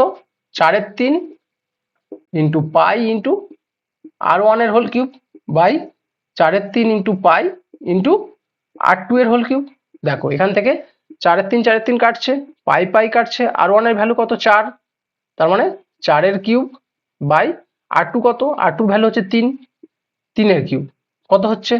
4 4 16, 4 16 64 বাই 3 3 9, 3 9 27, 64/27 মানে 64:27। এটাই হচ্ছে অ্যান্সার। যে অপশনে এটা আছে সেটাই হচ্ছে কারেক্ট অ্যান্সার। ক্লিয়ার? চলো তাহলে আমাদের শেষ হলো গোলকের চ্যাপ্টার। গোলকের চ্যাপ্টারে যে সাজেশনে যে অঙ্কগুলো ছিল সেগুলো আমরা প্রত্যেকটা খুঁটিয়ে খুঁটিয়ে দেখলাম, তার সূত্রগুলো কিভাবে আসে দেখলাম, সেগুলো বুঝলাম, বুঝে বুঝে আমরা অঙ্কগুলো করলাম। এই অঙ্কগুলো তোমরা করো, তাহলেই দেখো সেকেন্ড সামেটিভে তোমাদের গোলক সংক্রান্ত যে কোশ্চেনগুলো আসছে সেগুলো একদম কনফার্ম। ক্লিয়ার? তাহলে আমরা দেখে নিলাম আমরা আমাদের আগের চ্যাপ্টারে কি কি ছিল, গোলকের কি কি মেন ইম্পর্টেন্ট কোশ্চেনগুলো ছিল সেগুলো আমরা দেখে নিলাম। তাহলে এরপর চলে যাব আমরা আমাদের নেক্সট চ্যাপ্টারে। নেক্সট চ্যাপ্টার আমাদের কি? নেক্সট চ্যাপ্টার আছে কোষে দেখি 16 লম্ববৃত্তাকার শঙ্কু। আমরা এবার দেখে নেব আমাদের সাজেশনে কোন কোন মেন ইম্পর্টেন্ট অঙ্কগুলো আছে 4 নাম্বারের, সেইগুলো আমরা এখানে এখন দেখব। ঠিক আছে, চলো আমরা দেখে নিই ফার্স্ট অঙ্ক কি আছে। কোষে দেখি 16-এর ফার্স্ট অঙ্ক দেখো কোনটা আছে, বলেছে 9-এর অঙ্কটা। 4 মার্কসের জন্য তোমাদের 9-এর অঙ্কটা হচ্ছে খুব গুরুত্বপূর্ণ। ঠিক আছে, চলো 9-এর অঙ্কটা আমরা দেখে নিই। 9-এর অঙ্কটা তোমরা দেখো, প্রথমে পড়ো কি বলেছে। বলেছে লম্ববৃত্তাকার শঙ্কু আকৃতির একটি লোহার পাতের বয়া তৈরি করতে 75.37 বর্গমিটার লোহার পাত লেগেছে। একটা লম্ববৃত্তাকার বয়া তৈরি করেছে, তাই তো? বয়া তৈরি করতে কি লেগেছে? 75.37 বর্গমিটার লোহার পাত লেগেছে। আচ্ছা, এটা হচ্ছে আমাদের শঙ্কু। শঙ্কু মানে বয়াই ধরো। ঠিক আছে, তাহলে এর কি কি আমরা জানি? এর আছে এইচ আছে, এর আর আছে, আর এর এল আছে। এইচ মানে কি? হাইট। আর মানে কি? ভূমিতলের যে বৃত্ত আছে সেই বৃত্তের ব্যাসার্ধ। আর এল কি? এল হচ্ছে তির্যক উচ্চতা। এই পর্যন্ত ক্লিয়ার? এই সংক্রান্ত তোমরা যদি হাইট, তির্যক উচ্চতা বা রেডিয়াস এগুলো সংক্রান্ত যদি আরো বিশেষ ডিটেলসে তোমরা জানতে চাও, তাহলে তোমরা আমাদের প্লেলিস্টে আছে দেখো, লম্ববৃত্তাকার শঙ্কুর যে ক্লাসটা আছে সেটা তোমরা দেখে নাও। সেটা দেখলে তোমরা লম্ববৃত্তাকার শঙ্কু সম্বন্ধে আমি তোমাদের বলতে পারি যে আর কোনো কিছু তোমাদের আটকাবে না। সমস্ত কনসেপ্ট ক্লিয়ার হয়ে যাবে, সমস্ত ফর্মুলা ক্লিয়ার হয়ে যাবে, ফর্মুলাগুলো কোথা থেকে এসছে, কিভাবে এসছে, যারা এগুলো জানতে চাও তারাও তাদের অ্যান্সার পেয়ে যাবে। ঠিক আছে, চলো সেখানে তো তোমাদের প্রত্যেকটা কোশ্চেন ওখানে সলভ করে দেওয়া আছে। আর আজকে আমি তোমাদের কি করাবো, মোস্ট ইম্পর্টেন্ট যেগুলো যেগুলো সাজেশনের জন্য সেকেন্ড সামেটিভে যে তোমাদের সাজেশন দেওয়া হয়েছে তাতে যে মোস্ট ইম্পর্টেন্ট সেগুলো তোমাদের আমি করিয়ে দেবো। চলো 9-এর অঙ্কটা তাহলে আমরা করি। কি বলেছে? 75.37 বর্গমিটার ক্ষেত্রফল, তাই তো? 75.37 বর্গমিটার এতটা লোহার পাত লেগেছে। তার মানেটা কি? তার মানে এটা তৈরি করতে যে বর্গ মানে ক্ষেত্রফলটা লেগেছে, তাই তো? তার মানে কি? শঙ্কুর ক্ষেত্রফল। শঙ্কুর ক্ষেত্রফল, তাই তো? শঙ্কুর ক্ষেত্রফলের ফর্মুলা কি? বয়া কি জিনিস? বয়া হচ্ছে যার উপরটাও আছে, নিচেটা কিন্তু ফাঁকা নয়, নিচেটা বয়া হচ্ছে সমুদ্রে ভাসে, তো নিচেটায় বেসে তার একটা প্লেট থাকে। তো সমগ্র তলের ক্ষেত্রফল, এটা ক্ষেত্রফল মানে সমগ্র তলের ক্ষেত্রফল। তাহলে শঙ্কুর ক্ষেত্রফল মানে এটা সমগ্র তলের ক্ষেত্রফল। কি লিখবো? সমগ্র তলের ফর্মুলা আমরা জানি, পাই আর l plus pi r square. বক্রতলের জন্য পাই আর এল আর নিচেটার জন্য পাই আর স্কোয়ার। ঠিক আছে, তাহলে pi R l plus pi r square equal to 75 পূর্ণ 3/7। ক্লিয়ার? তাহলে এখান থেকে যদি আমরা পাই আর কমন নিই, এল প্লাস আর ইকুয়াল টু 5 7 35, 5 হাতে রইল 3, 7 7 49, 50 51 52, তার মানে হচ্ছে 528/7। বোঝা গেছে?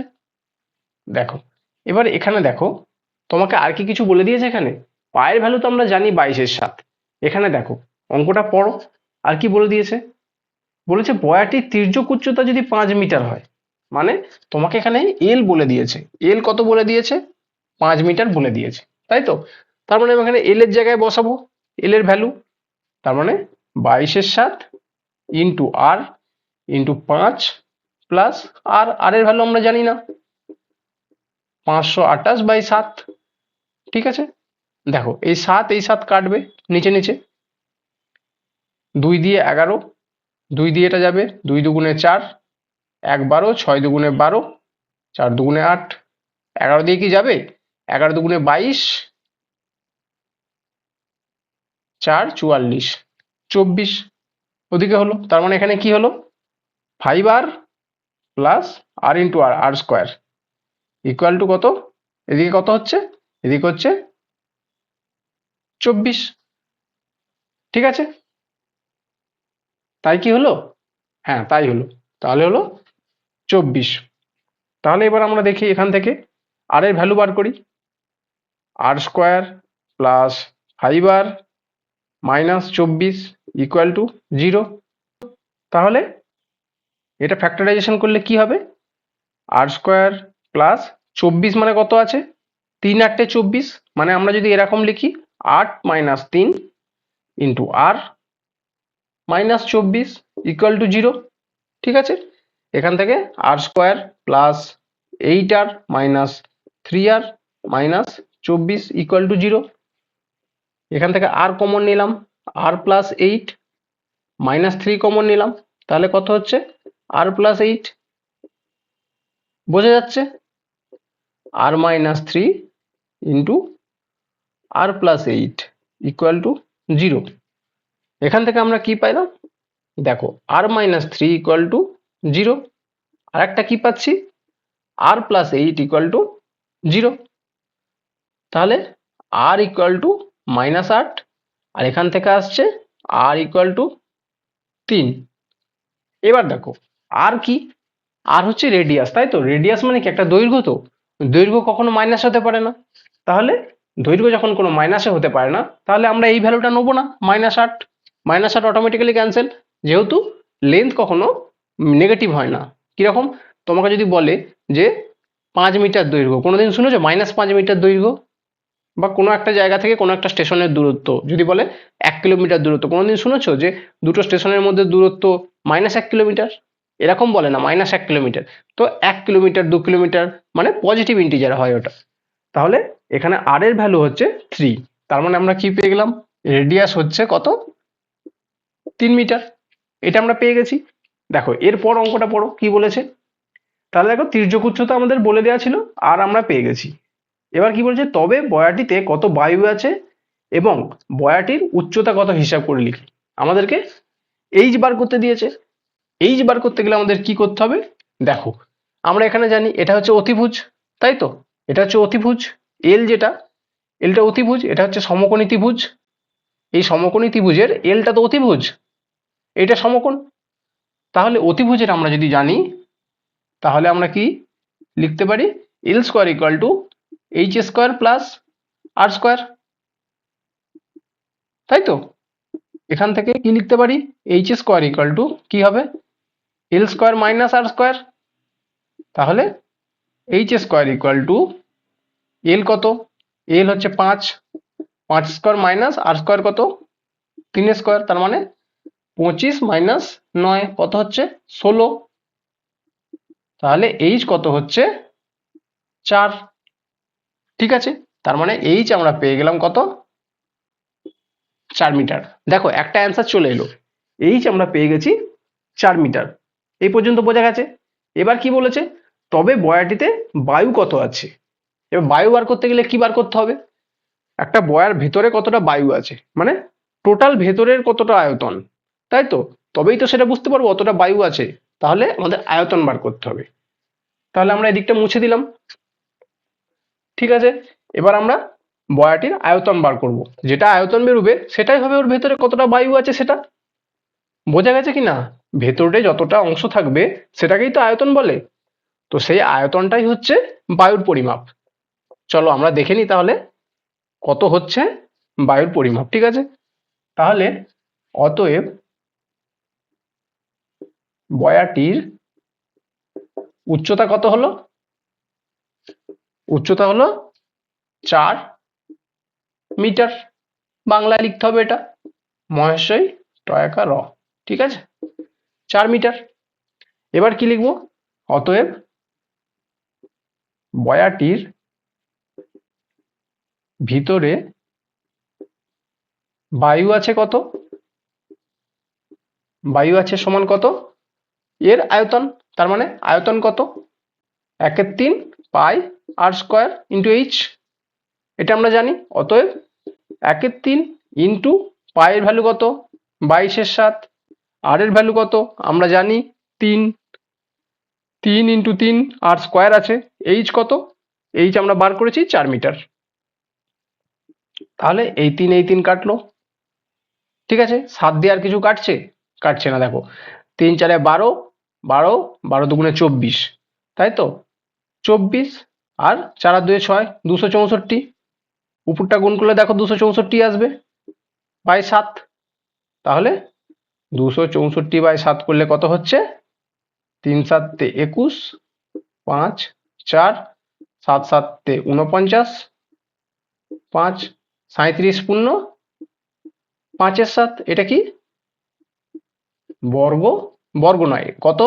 এটা হচ্ছে ঘন, ঘন মিটার, যেহেতু এটা বলেছে কি আয়তন, কত ভেতরে বায়ু আছে তার মানে কি সেটা আয়তন। ঘনফল তার মানে আয়তন, আয়তনের ইউনিট কি? ঘনফল। তাহলে সেটা হলো ঘনমিটার। এটা হচ্ছে তোমার অ্যান্সার। আর একটা অ্যান্সার কোনটা? এটা একটা অ্যান্সার। দেখো এর পরের স্টেপে আর একটা জিনিস চেয়েছে তোমাকে। কি চেয়েছে?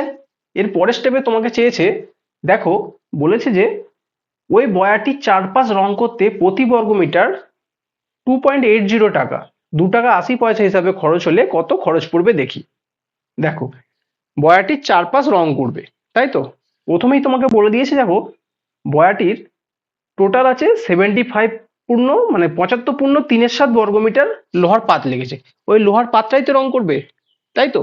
এবার বলেছে প্রত্যেক বর্গমিটারে লাগছে 2.80 টাকা। 1 বর্গমিটার লাগছে 2.80 টাকা, মানে 2 টাকা 80 পয়সা। তাহলে 75 পূর্ণ 3/7 বর্গমিটারে কত লাগছে সেটা আমরা দেখে নেবো। তাহলে আমরা কি দেখব? অতএব মোট খরচা হবে ইকুয়াল টু কত? 75 পূর্ণ 3/7 ইন্টু কত? 2 টাকা 80 পয়সা বলেছে, তাই তো, চারপাশে রং করতে 2.80। ক্লিয়ার? এই পর্যন্ত বোঝা গেছে?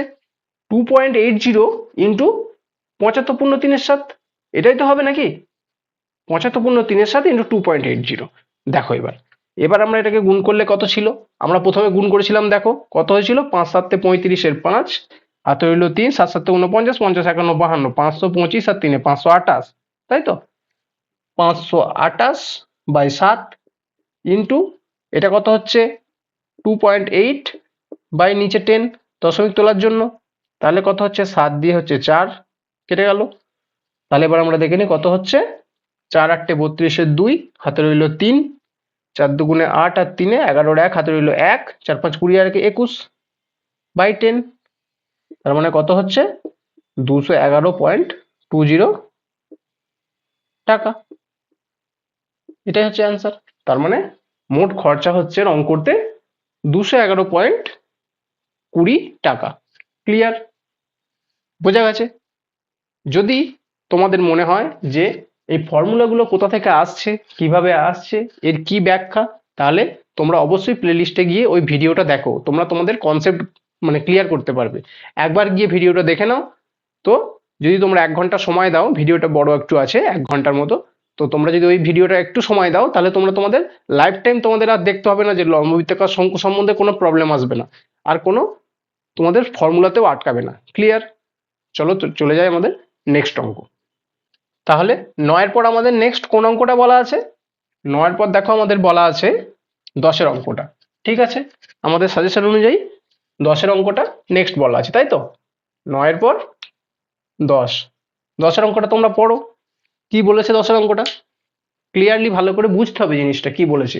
কি বলেছে 10 অঙ্কটা? বলেছে লম্ববৃত্তাকার শঙ্কু আকৃতির একটি তাঁবুতে 11 জন লোক থাকতে পারে। মানে একটা লম্ববৃত্তাকার শঙ্কু আকৃতির, দেখো না এরকম মানে তাঁবু হয়, তাঁবু তো এরকম হয়, ওটা শঙ্কু আকৃতিতে হয়, মানে টোপরের মতো একটু দেখতে। তো সেই তাঁবুতে কতজন লোক থাকতে পারে? 11 জন। 11 জন লোক থাকতে পারে, প্রত্যেক লোকের জন্য ভূমিতে 4 বর্গমিটার জায়গা লাগে। দেখো তাহলে একটা তাঁবু, এরকম একটা কল্পনা করো, একটা তাঁবু, ঠিক আছে? এখানে লোক আছে, ঠিক আছে? তাঁবুর উচ্চতা হচ্ছে এইটা এইচ, এইটা হচ্ছে তার ব্যাসার্ধ, এইটা হচ্ছে ব্যাসার্ধ আর, এটা হচ্ছে এইচ আর এটা হচ্ছে এল। ক্লিয়ার? আমরা এখানে কি লিখতে পারি? 11 জন লোক মেঝেতে বসবে। 11 জন লোকের মেঝেতে বসার জন্য কতটা জায়গা লাগবে? টোটাল 11 জন লোক আছে, তো প্রত্যেকের কত করে জায়গা লাগে বলেছে? প্রত্যেকের কি বলে দিয়েছে? প্রত্যেকের লাগে 4 বর্গমিটার জায়গা। তাহলে আমরা কি লিখব? আমরা লিখব ভূমির ক্ষেত্রফল, মানে তাঁবুটার ভূমির ক্ষেত্রফল আগে দেখে নেবো আমরা। ভূমির ক্ষেত্রফল কত? পাই আর স্কোয়ার। এই যে তাঁবুটা আছে টোটাল, তার টোটাল ক্ষেত্রফল কত? পাই আর স্কোয়ার। আর আমাদের কি বলে দিয়েছে? আমাদের বলে দিয়েছে দেখো, প্রত্যেক লোকের মানে 11 জন লোকের মোট বসার জায়গা কত? কত? 11 ইন্টু 4 এত বর্গমিটার, তাই তো? 11 ইন্টু 4 বর্গমিটার, তাই তো বলেছে প্রত্যেকের 4 বর্গমিটার জায়গা লাগে। 11 জন টোটাল লোক আছে, তার মানে 4 ইন্টু 11 জন এখানে বসছে, মানে 44 বর্গমিটার টোটাল জায়গা লাগছে। দেখো এবার এই 44 বর্গমিটারটাই তো হচ্ছে এর ক্ষেত্রফল, তাই তো? নিচে যতজন বসে আছে মানে বৃত্তের ক্ষেত্রফলেই তো বসে আছে তারা। তাহলে আমরা লিখতে পারি এই 44 বর্গমিটার ইকুয়াল টু, অতএব ভূমির ক্ষেত্রফল আর 44 বর্গমিটার সমান। তাহলে আমরা লিখতে পারি অতএব পাই আর স্কোয়ার ইকুয়াল টু 44। এটা আমাদের একটা ইকুয়েশন হলো, এটা আমরা মনে রাখবো যে এইটার এইটা সমান হলো পাই আর স্কোয়ার। এইভাবেই লিখতে হবে, পাই আর স্কোয়ার ইকুয়াল টু 44। ঠিক আছে, এরপর দেখো কি বলেছে। এরপর বলেছে যে 20 ঘনমিটার বাতাসের প্রয়োজন, ভূমিতে 4 বর্গমিটার জায়গা লাগে এবং 20 ঘনমিটার বাতাসের প্রয়োজন, প্রত্যেকের 20 ঘনমিটার লাগে, তাই তো? তার মানে ঘনমিটার, দেখো প্রত্যেকের 20 ঘনমিটার মানে 11 জন লোক আছে, 20 ঘনমিটার করে প্রত্যেকের লাগছে। তাহলে প্রত্যেকের মোট কতটা বায়ু লাগে এটা আমরা দেখব। লিখব অতএব মোট বায়ু লাগবে সমান কত? 11 জন লোকের 20 ঘনমিটার লাগে, তাহলে টোটাল কত লাগবে? 11 দুগুণে 22, 220 ঘনমিটার। টোটাল এতটা বায়ু লাগবে, তাই তো? টোটাল এতটা বায়ু লাগবে মানে কি? তাঁবুর ভেতরে তো ওই জায়গাটা আছে, তার মানে তাঁবুর আয়তন। তাঁবুর আয়তন মানেই হচ্ছে টোটাল কতটা বায়ু। তাহলে দেখো আমরা এটাও লিখতে পারি যে অতএব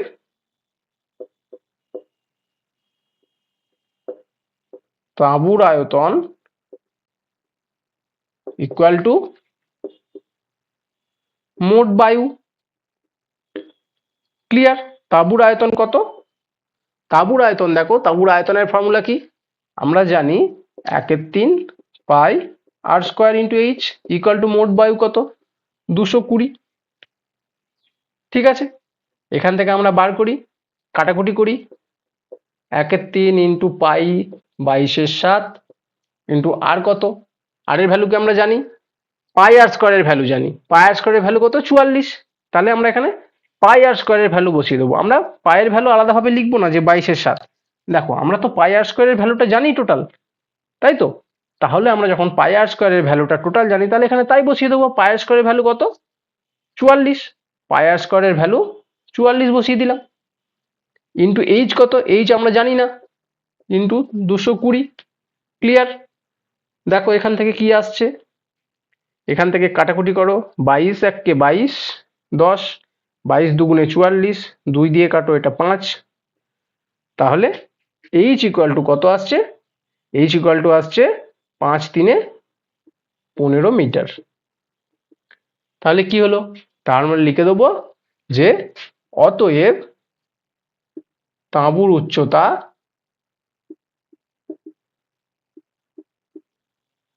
ইকুয়াল টু কত? 15 মিটার। বোঝা গেছে? এইচ কত বেরিয়ে গেল আমাদের? 15 মিটার। ক্লিয়ার? এইচ আমাদের 15 মিটার বেরিয়ে গেল। তাহলে আমাদের কি চেয়েছে? তার উচ্চতা নির্ণয় করি, এটাই চেয়েছে আমাদের। তাঁবুর উচ্চতা চেয়েছে, তাহলে আমাদের এটাই হচ্ছে আমাদের অ্যান্সার। ক্লিয়ার? দেখো কোথাও কোনো প্রবলেম আছে? আশা করি তোমাদের কোথাও কোনো প্রবলেম থাকবে না। তাহলে চলো নেক্সট অঙ্কে চলে যাই। দেখো 11 অঙ্কটা দেখে নি। 11 অঙ্কটা কি বলেছে চলো আমরা পড়ে নিই। 11 অঙ্কটা কি বলেছে? শোলা দিয়ে তৈরি একটি শঙ্কু আকৃতির মাথার টোপরের ভূমির বাইরের দিকের ব্যাসের দৈর্ঘ্য 21 সেন্টিমিটার। তার মানে কি বলেছে? একটা টোপর আছে, তাই তো? টোপর আছে, শঙ্কু আকৃতির টোপর, ঠিক আছে? শঙ্কু আকৃতির টোপরের বাইরের দিকের, মানে বাইরের দিকটা, ভেতরটা তো ফাঁকা, টোপর তো মাথায় পড়ে, তো টোপর যখন মাথায় পড়ে তার নিচেটা কিছু থাকে না, তাহলে বাইরের দিকটাই তার শুধু থাকবে। কি বলেছে? বলেছে বাইরের দিকের ব্যাসের দৈর্ঘ্য 21 সেন্টিমিটার। তোমাকে এই টোটাল ডিস্টেন্সটা দিয়ে দিয়েছে, তাই তো? এখান থেকে এইটা দিয়েছে 21 সেন্টিমিটার। আমাদের কি দরকার? আমাদের দেখো আর এর দরকার। আর মানে হচ্ছে ব্যাসার্ধ। আর সমান কি তাহলে? 21/2, এটা সেন্টিমিটার, তাই তো? আমাদের ব্যাস দিয়ে দিয়েছে যখন, আমরা ব্যাসার্ধ বার করতেই পারি, ব্যাসের অর্ধেক ব্যাসার্ধ। তাহলে 21/2 সেন্টিমিটার হলো আমাদের আর এর ভ্যালু, ব্যাসার্ধ। তাহলে আমরা একটা প্যারামিটার পেয়ে গেলাম যে আর কি। এরপর কি বলেছে? টোপরটির উপরিভাগের রাংতা, টোপরটির উপরিভাগ রাংতা দিয়ে মুড়তে প্রতি বর্গ সেন্টিমিটার 10 পয়সা হিসাবে 57 টাকা 75 পয়সা খরচ হয়, তাই তো? তাহলে দেখো কি বলেছে, কত টাকা খরচ হয়? মোট খরচ হচ্ছে কত? 57.75 টাকা। এবার দেখো এটা বোঝো, প্রত্যেক বর্গ সেন্টিমিটার করতে কত খরচ পড়ছে? 10 পয়সা, তাই তো? প্রত্যেক বর্গ সেন্টিমিটার করতে যদি 10 পয়সা খরচ হয়, তাহলে এত টাকা টোটাল খরচ হচ্ছে। তাহলে আমরা যদি এত টাকাকে যদি 10 পয়সা দিয়ে ভাগ করে দিই, তাহলেই তো আমরা পেয়ে যাব ওই টোপরটার বাইরের দিকের ক্ষেত্রফল কতটা। বোঝা গেছে? প্রত্যেক ক্ষেত্রফল, ধরো এইটুকু একটা ছোট ক্ষেত্রফল বা এইটুকু জায়গা করতে তোমার 10 পয়সা লাগছে, এরকম 10 পয়সা 10 পয়সা করে করে তোমাকে পুরোটা মুড়তে হবে। তাহলে পুরোটা মুড়তে গিয়ে 10 পয়সা 10 পয়সা জুড়ে তুমি দেখতে পাচ্ছ 57 টাকা 75 পয়সা তোমার খরচ হয়ে যাচ্ছে, তাই তো? তাহলে আমি যদি বলি টোটাল জায়গাটা কতটা ছিল, তুমি তাই করবে। তাহলে আমরা লিখব অতএব টোপরের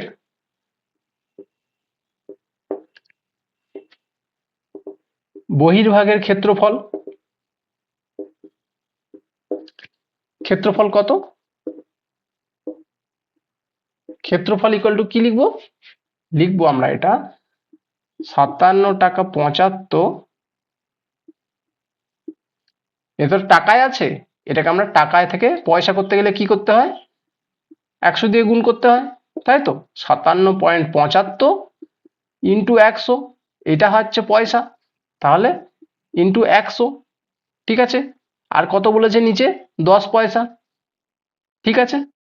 এবার দেখো এই দশমিকটা তোলার জন্য নিচে 100 দিয়ে গুণ করলাম, 100 100 কাটলো, 10 আর এদিকে 57, দেখো 57.50 এত কি বর্গ সেন্টিমিটার।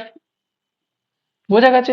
একটা 10 আছে বলে এক ঘর আগে দশমিক, তাহলে 5577.50 বর্গ সেন্টিমিটার। এই পর্যন্ত ক্লিয়ার? তাহলে এটা কি হলো? টোপরের বহির্ভাগের ক্ষেত্রফল, টোটাল ক্ষেত্রফলটা আমি পেয়ে গেলাম। এবার কি চেয়েছে দেখো, এবার চেয়েছে যে টোপরটির উচ্চতা ও তির্যক উচ্চতা হিসাব করে লিখি। আমাকে টোপরটার উচ্চতা বার করতে হবে, তার মানে আমাকে এইচ বার করতে হবে, তাই তো? টোপরের উচ্চতা বার করতে হবে এইচ, আর কি বার করতে হবে, এল বার করতে হবে, তির্যক উচ্চতা। তাহলে আমাকে এইচ বার করতে গেলে আর এল বার করতে গেলে আমাকে মাথায় রাখতে হবে কি করতে হবে, আমাকে বহির্ভাগের ক্ষেত্রফল আমি পেয়ে গেছি, তার মানে বহির্ভাগ এটাই তো বক্রতল, বক্রতলের ক্ষেত্রফল আমি পেয়ে গেছি। বক্রতলের ক্ষেত্রফলের ফর্মুলা কি? অতএব প্রশ্নানুসারে কি লিখবো? প্রশ্নানুসারে লিখবো আমরা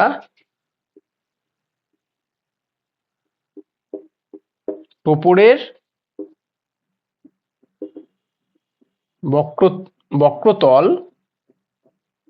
বক্রতলের ক্ষেত্রফল ইকুয়াল টু 577.50।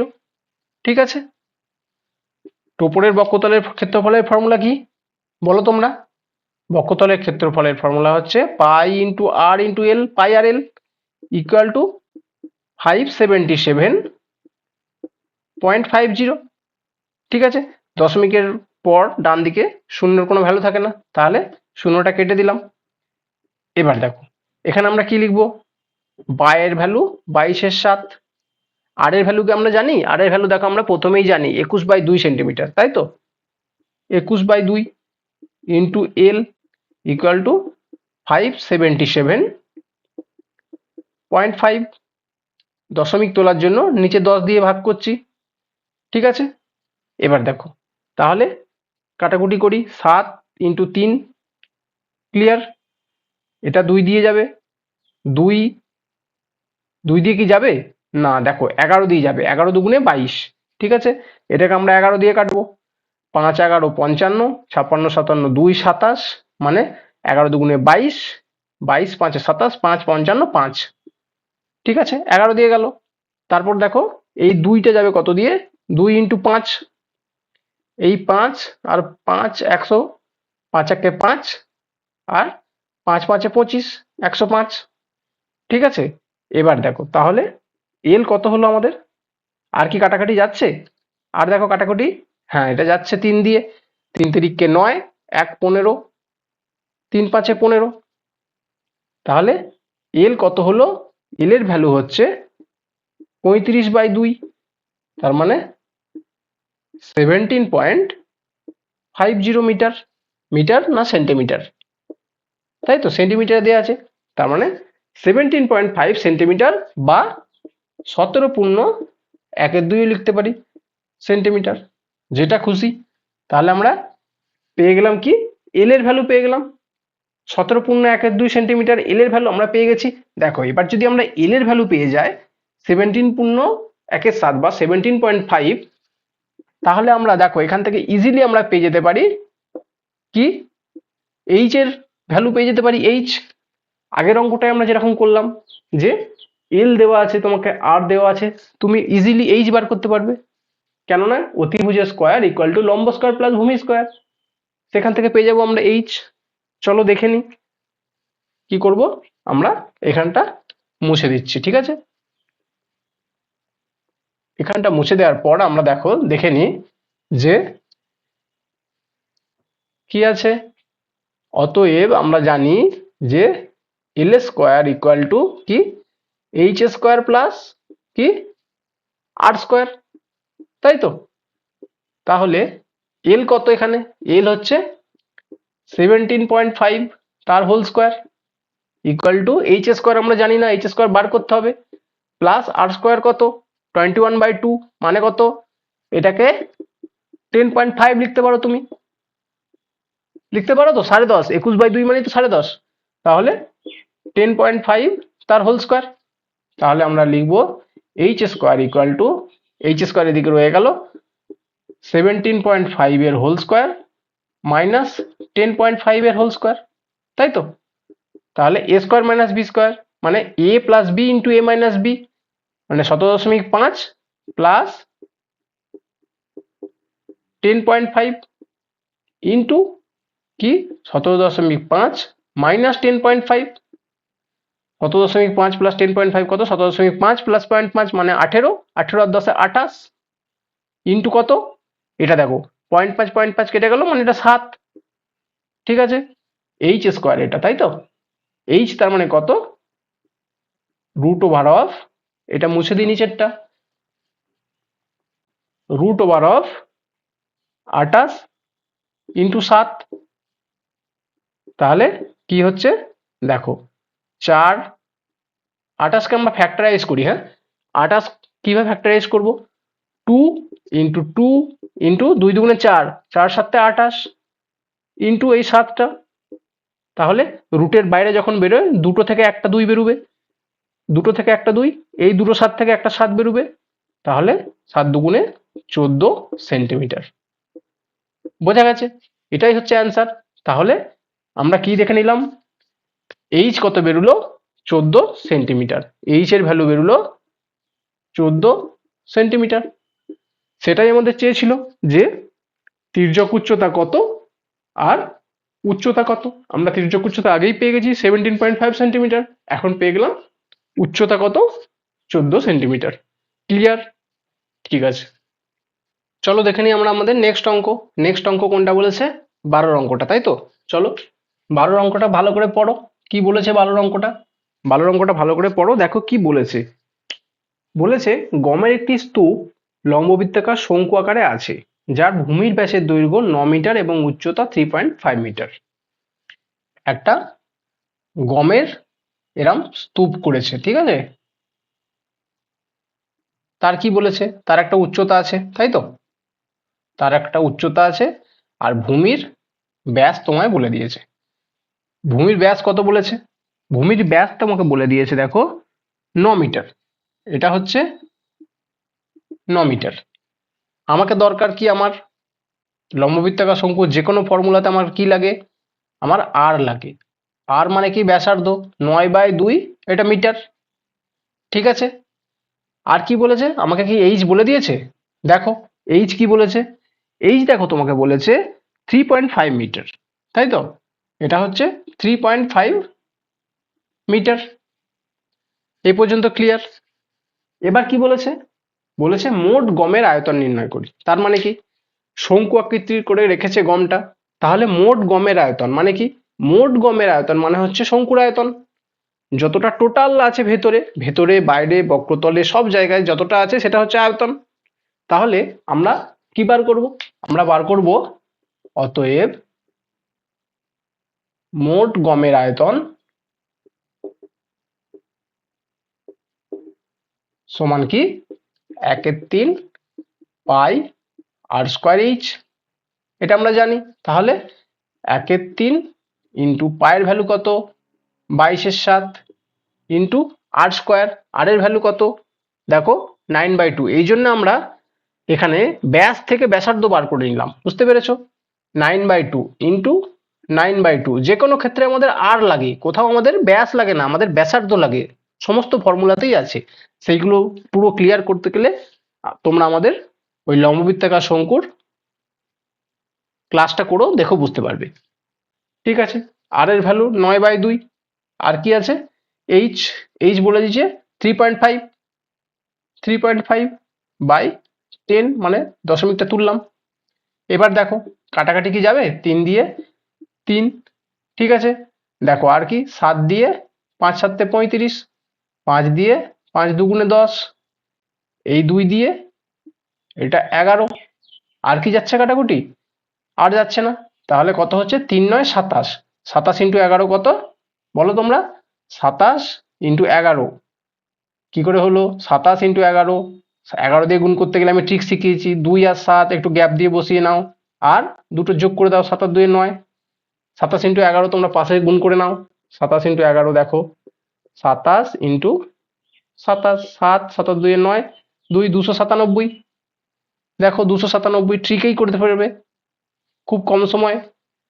2 ইন্টু 2 4, তাহলে 297/4, এটাকে আমরা দশমিকে করে নেবো। 4 7 28, 1 7, দশমিক খাইয়ে না, দশমিক লাগবে না।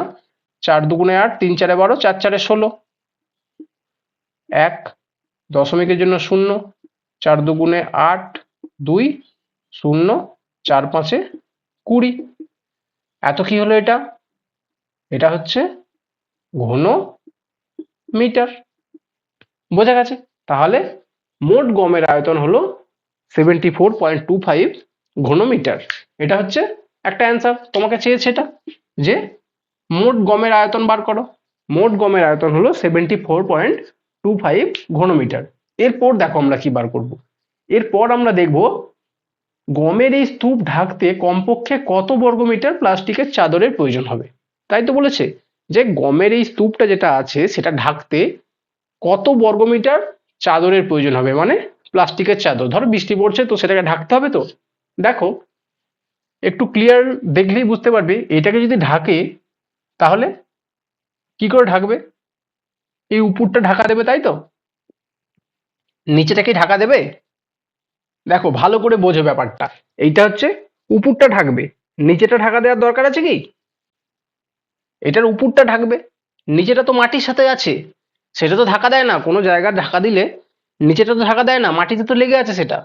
তাহলে আমরা এর কি দেখবো ঢাকতে গেলে? বক্ষতলের ক্ষেত্রফল দেখব। বুঝতে পেরেছো? সমগ্রতলের ক্ষেত্রফল কিন্তু দেখবো না, নিচেটা দেখবো না, বক্ষতলের ক্ষেত্রফল দেখবো। চলো দেখে নি কি বলেছে। আমরা তাহলে লিখবো এরকম যে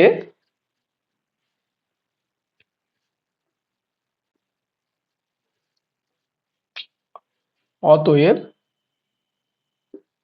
মোট, কি বলেছে, মোট প্লাস্টিকের চাদর, তাই তো? কি চেয়েছে? বর্গমিটার প্লাস্টিকের চাদর প্রয়োজন। মোট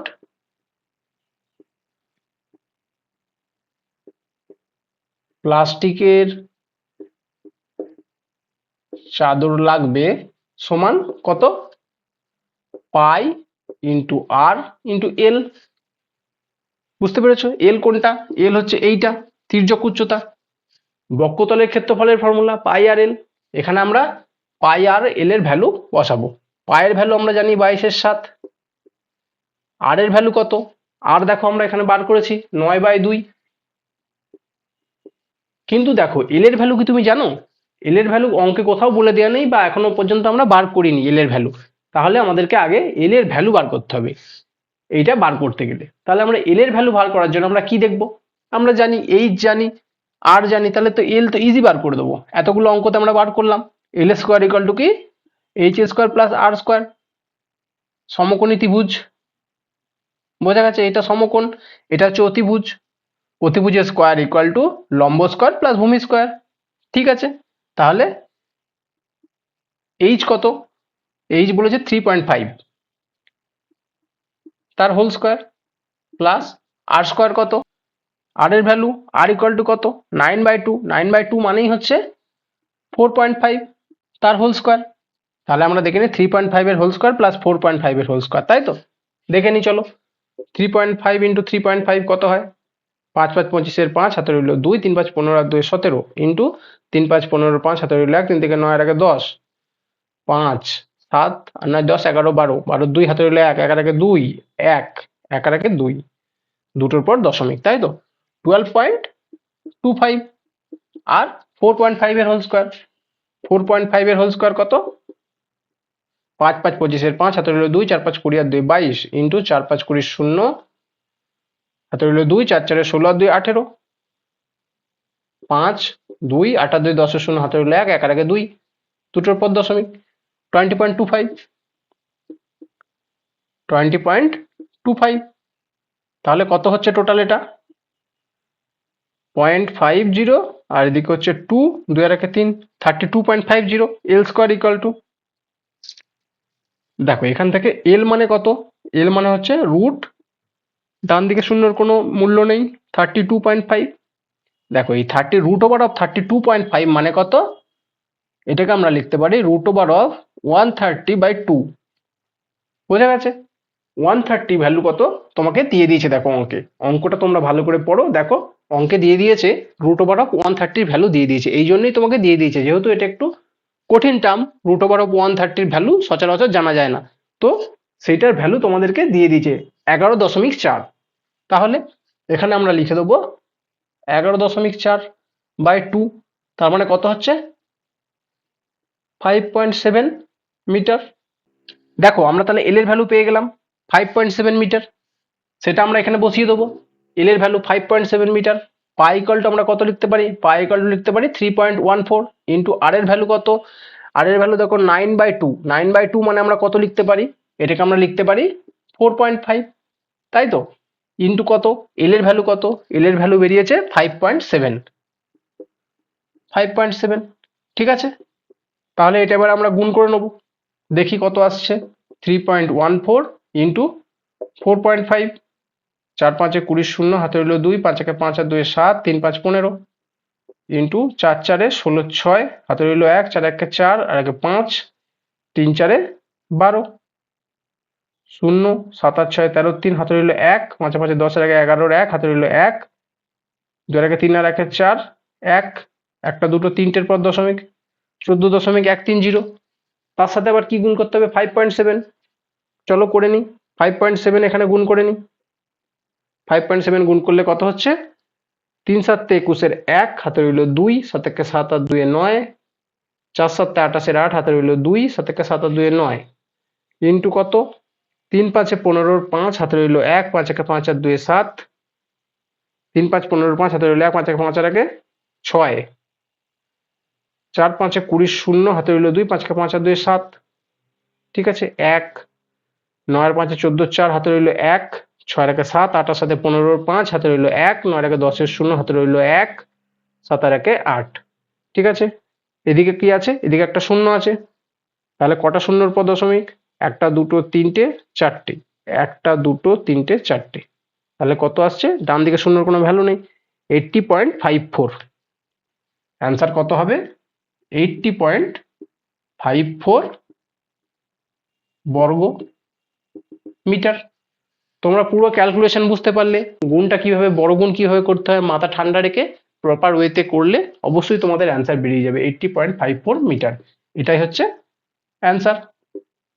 এই অঙ্কগুলো কিন্তু তোমরা একদম ভালোভাবে দেখে যাবে, ভালোভাবে পরীক্ষার আগের দিন রাত্রে দরকার হলে একবার পুরো ভিডিওটা দেখে নেবে, তাহলে তোমাদের কোনো প্রবলেম হবে না, ঠিক আছে। চলো দেখে নিই আমাদের নেক্সট অঙ্ক। এরপর সাজেশনের মোস্ট ইম্পর্টেন্ট কোনটা, দেখো শর্ট কোশ্চেনের অঙ্ক যেগুলো আছে, 14/2 অঙ্কটা, 14/2 অঙ্কটা মোস্ট ইম্পর্টেন্ট। দেখো 14/2 কিভাবে করতে হবে এই অঙ্কটা, পড়ো আগে অঙ্কটা ভালো করে। কি বলেছে 14/2 একটি লম্ববৃত্তাকার শঙ্কুর পার্শ্বতলের ক্ষেত্রফল ভূমিতলের ক্ষেত্রফলের √5 গুণ, ঠিক আছে। লম্ববৃত্তাকার শঙ্কুর পার্শ্বতলের ক্ষেত্রফল, এটা হচ্ছে একটা লম্ববৃত্তাকার শঙ্কু, ঠিক আছে, তার কি বলেছে, পার্শ্বতলের ক্ষেত্রফল, তাই তো, লম্ববৃত্তাকার শঙ্কুর পার্শ্বতলের ক্ষেত্রফল, আমরা কি লিখব, অতএব পার্শ্বতলের ক্ষেত্রফল, পার্শ্বতলের ক্ষেত্রফল কত, পার্শ্বতলের ক্ষেত্রফল আমরা জানি পাই ইন্টু আর ইন্টু এল। আর কি বলেছে, পার্শ্বতলের ক্ষেত্রফল হচ্ছে ভূমিতলের ক্ষেত্রফলের √5 গুণ। দেখো এই যে ভূমিতলের ক্ষেত্রফল মানে এইটা, আমি কি বলেছি, ভূমিতলের ক্ষেত্রফলের ফর্মুলা কি, পাই আর স্কোয়ার, কেননা ভূমিতল, ভূমিতল হচ্ছে একটা বৃত্ত, বৃত্তের ক্ষেত্রফলের ফর্মুলা কি, পাই আর স্কোয়ার। তাহলে আমরা কি লিখবো, অতএব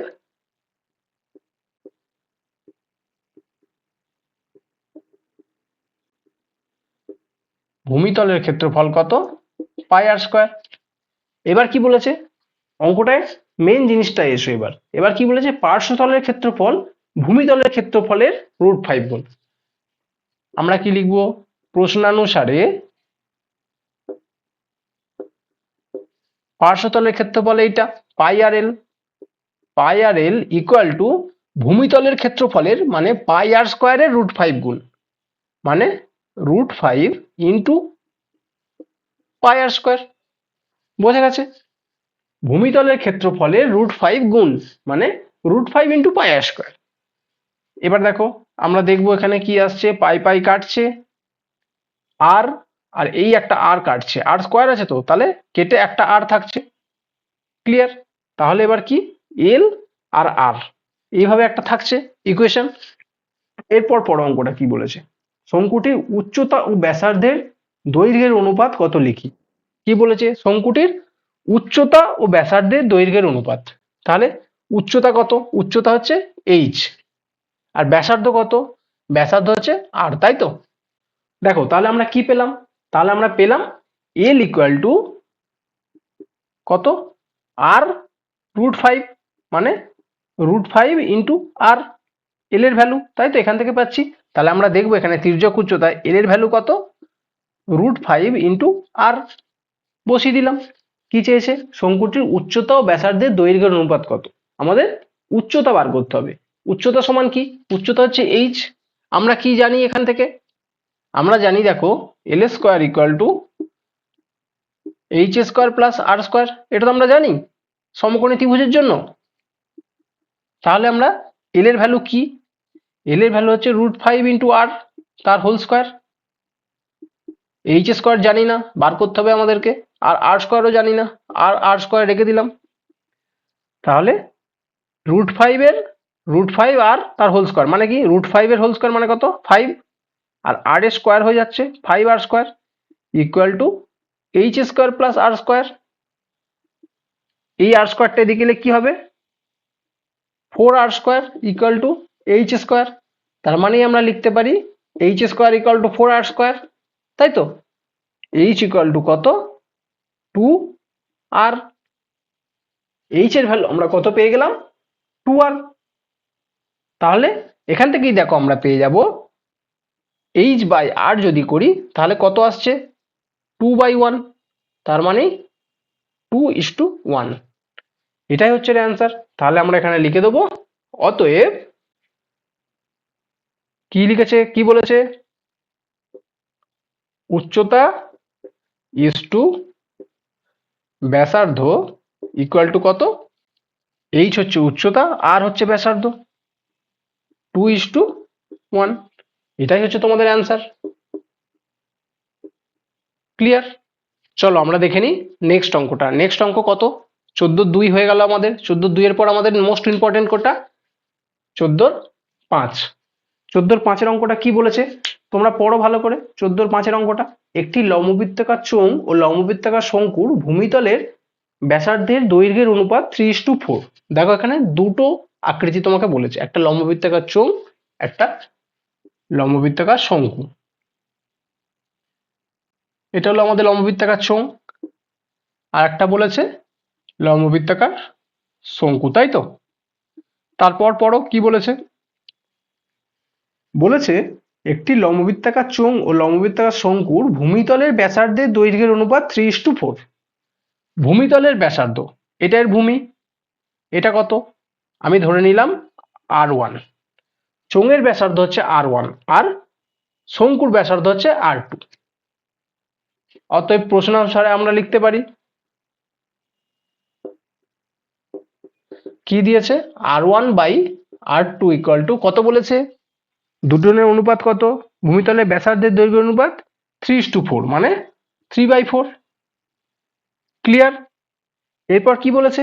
তাদের উচ্চতার অনুপাত 2:3। এটা হচ্ছে উচ্চতা এর, এর উচ্চতা এইটা, তাই তো? এটা হচ্ছে কি? চোঙের উচ্চতা এইচ। এইটা হচ্ছে কি? শঙ্কুর উচ্চতা এইচ। কি বলেছে? উচ্চতার অনুপাত কত দিয়েছে?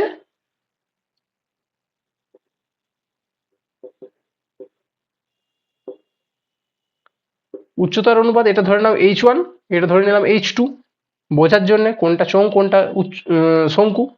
তাহলে H1/H2 ইকুয়াল টু কত দিয়েছে? 2:3। H1/H2 দিয়েছে 2:3। এই দুটো অনুপাত আমাকে বলে দিয়েছে। তাহলে কি বলেছে? চোঙ ও শঙ্কুর আয়তনের অনুপাত কত লিখি। তাহলে আমরা দেখো এখান থেকে R1 R2 পেয়ে গেছি, H1 H2 পেয়ে গেছি। তাহলে আমরা লিখতে পারি অতএব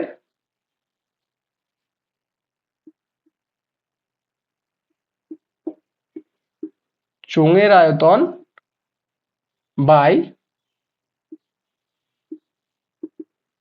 শঙ্কুর আয়তন ইকুয়াল টু কত? চোঙের আয়তনের ফর্মুলা কি বলো তোমরা? চোঙের আয়তনের ফর্মুলা হচ্ছে πr² ইন্টু এইচ, আর শঙ্কুর আয়তনের ফর্মুলা তো আমরা জানি 1/3 into pi into r² into H. ঠিক আছে, দেখো পাই পাই কাটবে।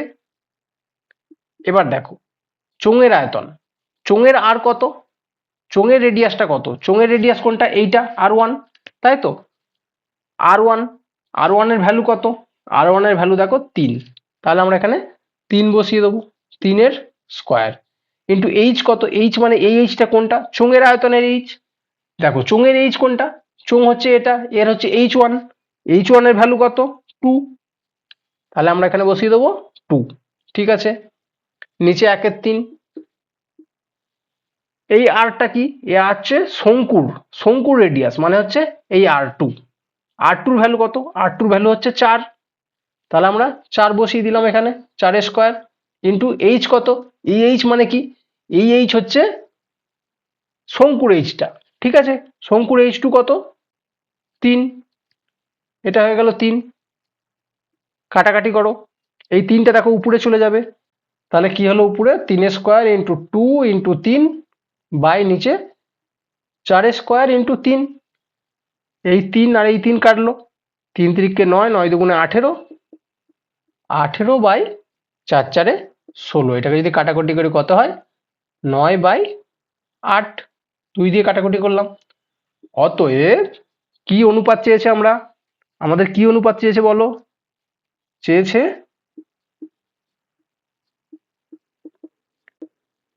চোঙের আয়তন ইস টু শঙ্কুর আয়তন সমান কত 9:8, এটাই হচ্ছে অ্যান্সার। ক্লিয়ার, প্রথমে আমরা কি দেখে নিলাম, আর আর এইচ দুজনের ক্ষেত্রে আলাদা আলাদা, ওই জন্য মার্কিং করলাম H1 আর R1, এখানে দিলাম H2 আর R2, না হলে এখানে গুলিয়ে যাবে, এখানে বুঝতে পারবে না কোন আর এর ভ্যালু কি, এখানে আর এর ভ্যালু 3 না আর এর ভ্যালু 4, এটা বোঝার জন্যই আমরা R1 আর R2, H1 আর H2 এরকম মার্কিং করলাম, বোঝা গেছে। দেখো এরপর তাহলে আমাদের কোনটা বলেছে, এরপর বলেছে 13 দাগের কোশ্চেন গুলো, তাই তো 13 দাগের সি এর কত 1 2 আর 3, তিনটে ইম্পর্টেন্ট, এই এমসিকিউ গুলো কিন্তু খুব ইম্পর্টেন্ট, এইগুলো থেকে আসতেই পারে একদম, ঠিক আছে, এগুলো একদম করবেই, ঠিক আছে। দেখো কি বলেছে, 13 1টা পড়ো, এবিসি সমকোণী ত্রিভুজের এসি অতিভুজ, একটা সমকোণী ত্রিভুজ আছে, তার মধ্যে কি এবিসি ত্রিভুজের এসি হচ্ছে অতিভুজ, ঠিক আছে। দেখো এগুলো এমসিকিউ কোশ্চেন, এগুলো এইভাবে এঁকে করার দরকার নেই, কিন্তু তোমাদের বোঝার স্বার্থে আমি এটা করে দিচ্ছি, জিনিসটা না বুঝতে পারলে তোমরা অঙ্কটা করতে পারবে না, তোমরা এটা একবার দেখে নাও, তো প্র্যাকটিস করার সময় তোমরা অটোমেটিক মুখে মুখে করতে পারবে, বোঝা গেছে। তাহলে এরকম বুঝে বুঝেই আমরা প্রথমবার করে নেব, তাহলে যাতে বুঝতে পারো তোমরা। এবিসি হচ্ছে একটা সমকোণী ত্রিভুজ, সমকোণী ত্রিভুজের কি বলেছে, এবিসি সমকোণী ত্রিভুজের এসি হচ্ছে অতিভুজ, এবি বাহুকে অক্ষ করে ত্রিভুজটি একবার পূর্ণ আবর্তনের জন্য যে লম্ববৃত্তাকার শঙ্কু উৎপন্ন হয় তার ব্যাসার্ধ, এবি বাহুটাকে অক্ষ, এটা মানে এটাকে ফিক্সড রেখেছি, এবি বাহুকে ফিক্সড রেখে যদি এই ত্রিভুজটাকে আমি ঘোরাই এইভাবে, তাহলে এর ব্যাসার্ধ কত বলো, এইটাকে ফিক্সড রেখে, এটাকে যদি আমরা ফিক্সড রেখে বাকি যে ত্রিভুজটা আছে এটা যদি ঘোরাই, তাহলে এর ব্যাসার্ধ কত হবে, নিশ্চয়ই এইটাকে ফিক্সড রাখলে এইটা ঘুরবে, এইটা এইভাবে ঘুরবে, এটা যদি এইভাবে ঘোরে তাহলে এর ব্যাসার্ধ কত, ব্যাসার্ধ হয়ে যাবে BC, as simple as that, মানে এটাই হবে উত্তর, বিসি হয়ে যাচ্ছে ব্যাসার্ধ, এই অংশটাই এটাই তো ঘুরছে চারিদিকে ত্রিভুজের নিচের অংশটা, তাহলে সেটাই হবে ব্যাসার্ধ। ক্লিয়ার, তাহলে হয়ে গেল বিসি হয়ে গেল এর ব্যাসার্ধ। চলো আমরা দেখে নিই দুয়েরটা কি বলেছে, দুয়েরটা কি বলেছে, দুয়ের অঙ্কটা পড়ো, কি বলেছে, একটি লম্ববৃত্তাকার শঙ্কুর আয়তন ভি ঘন একক এবং ভূমিতলের ক্ষেত্রফল এ বর্গ একক হলে উচ্চতা কত, কি বলেছে, আয়তন ভি ঘন একক এবং ভূমিতলের ক্ষেত্রফল এ বর্গ একক, আয়তন কত, আয়তন আমরা কি জানি, শঙ্কুর আয়তন মানে কত, দেখো আয়তন আমরা কি জানি, আয়তন মানে জানি 1/3 পাই আর স্কয়ার এইচ, এটাই তো বলেছে ভি, ভি ঘন একক, তাই তো 1/3 pi r square h equal to v, আর বলেছে ভূমির ক্ষেত্রফল এ বর্গ একক, তাহলে ভূমির ক্ষেত্রফল, ভূমির ক্ষেত্রফল মানে কি, ভূমির ক্ষেত্রফল আমরা কি জানি শঙ্কুর, বলো তোমরা, শঙ্কুর ভূমির ক্ষেত্রফল পাই আর স্কয়ার, তাই তো, ভূমিটা নিচেটা, নিচের বেসটা, বৃত্তাকার পাই আর স্কোয়ার কত বলেছে? এ বর্গ একক, তাই তো? তাহলে পাই আর স্কোয়ারের ভ্যালু হচ্ছে এ বর্গ একক। আমি যদি এখানে পাই আর স্কোয়ারের জায়গায় এ বসিয়ে দিই, 1/3 into A into h equal to V, বসাতে পারি পাই আর স্কোয়ারের জায়গায় এ, তাই তো? তাহলে আমাদের কি চেয়েছে? আমাদের দেখো চেয়েছে উচ্চতা কত, তাহলে এইচ কত? আমরা এখানে এইচ এর ভ্যালু বার করে নেবো। এইচ ইকুয়াল টু কত হচ্ছে তাহলে? এইচ এর ভ্যালু দেখো a/3, তার মানে এটা, তাই তো? বুঝতে পেরেছো? এটা a/3, তিনটা কোণাকুণি গুণ হয়ে যাবে, তার মানে 3v/a, এটাই হচ্ছে অ্যান্সার, 3v/a। বোঝা গেছে? চলো চলে যাই আমরা আমাদের নেক্সট অঙ্ক। 3-এর অঙ্কটা কি বলেছে দেখো, 3-এর অঙ্কটা কি বলেছে? 3-এর অঙ্কটা কি বলেছে পড়ো। বলেছে একটি লম্ববৃত্তাকার চোঙ এবং লম্ববৃত্তাকার শঙ্কুর ভূমিতলের ব্যাসার্ধের দৈর্ঘ্য সমান, তাদের উচ্চতাও সমান, তাদের আয়তনের অনুপাত। দেখো কি বলেছে, লম্ববৃত্তাকার চোঙের, তোমাকে ছবি এঁকে ব্যাপারটা দেখাচ্ছি। দেখো লম্ববৃত্তাকার চোঙের আর লম্ববৃত্তাকার শঙ্কুর, ঠিক আছে? এর কি বলেছে, এর যে হাইট, এই হাইট সমান, আর এর যে ব্যাসার্ধ ভূমিতলের সেটাও সমান। তাহলে আমি কি লিখতে পারি এখানে? আমি লিখতে পারি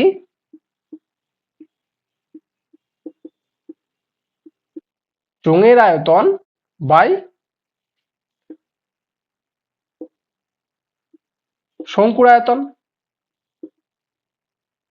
চোঙের আয়তন কত বলো তোমরা? চোঙের আয়তন কত? চোঙের আয়তনের ফর্মুলা কি? পাই আর স্কোয়ার এইচ। শঙ্কুর আয়তনের ফর্মুলা কত? 1/3 পাই আর স্কোয়ার এইচ, তাই তো? আর কি চেয়েছে আমাদেরকে? তাদের আয়তনের অনুপাত, এটাই চেয়েছে। তাহলে আমরা কি জানি, দুটোই যদি সমান, এর আর, এই যে আর মানে ভূমিতলের, এর আর দুটোই সমান, এর এইচ উচ্চতা, এর এইচ দুটোই সমান, তাহলে এইচ কাটবে, আর স্কোয়ার কেটে গেল, পাই কাটলো, 1/1/3, তার মানে কি 1/1/3, তার মানে কি হচ্ছে, তিনটা উপরে চলে যাবে, 3/1, তার মানে 3/1। অতএব কি হচ্ছে, চোঙের আয়তন ইজ টু শঙ্কুর আয়তন কত হচ্ছে?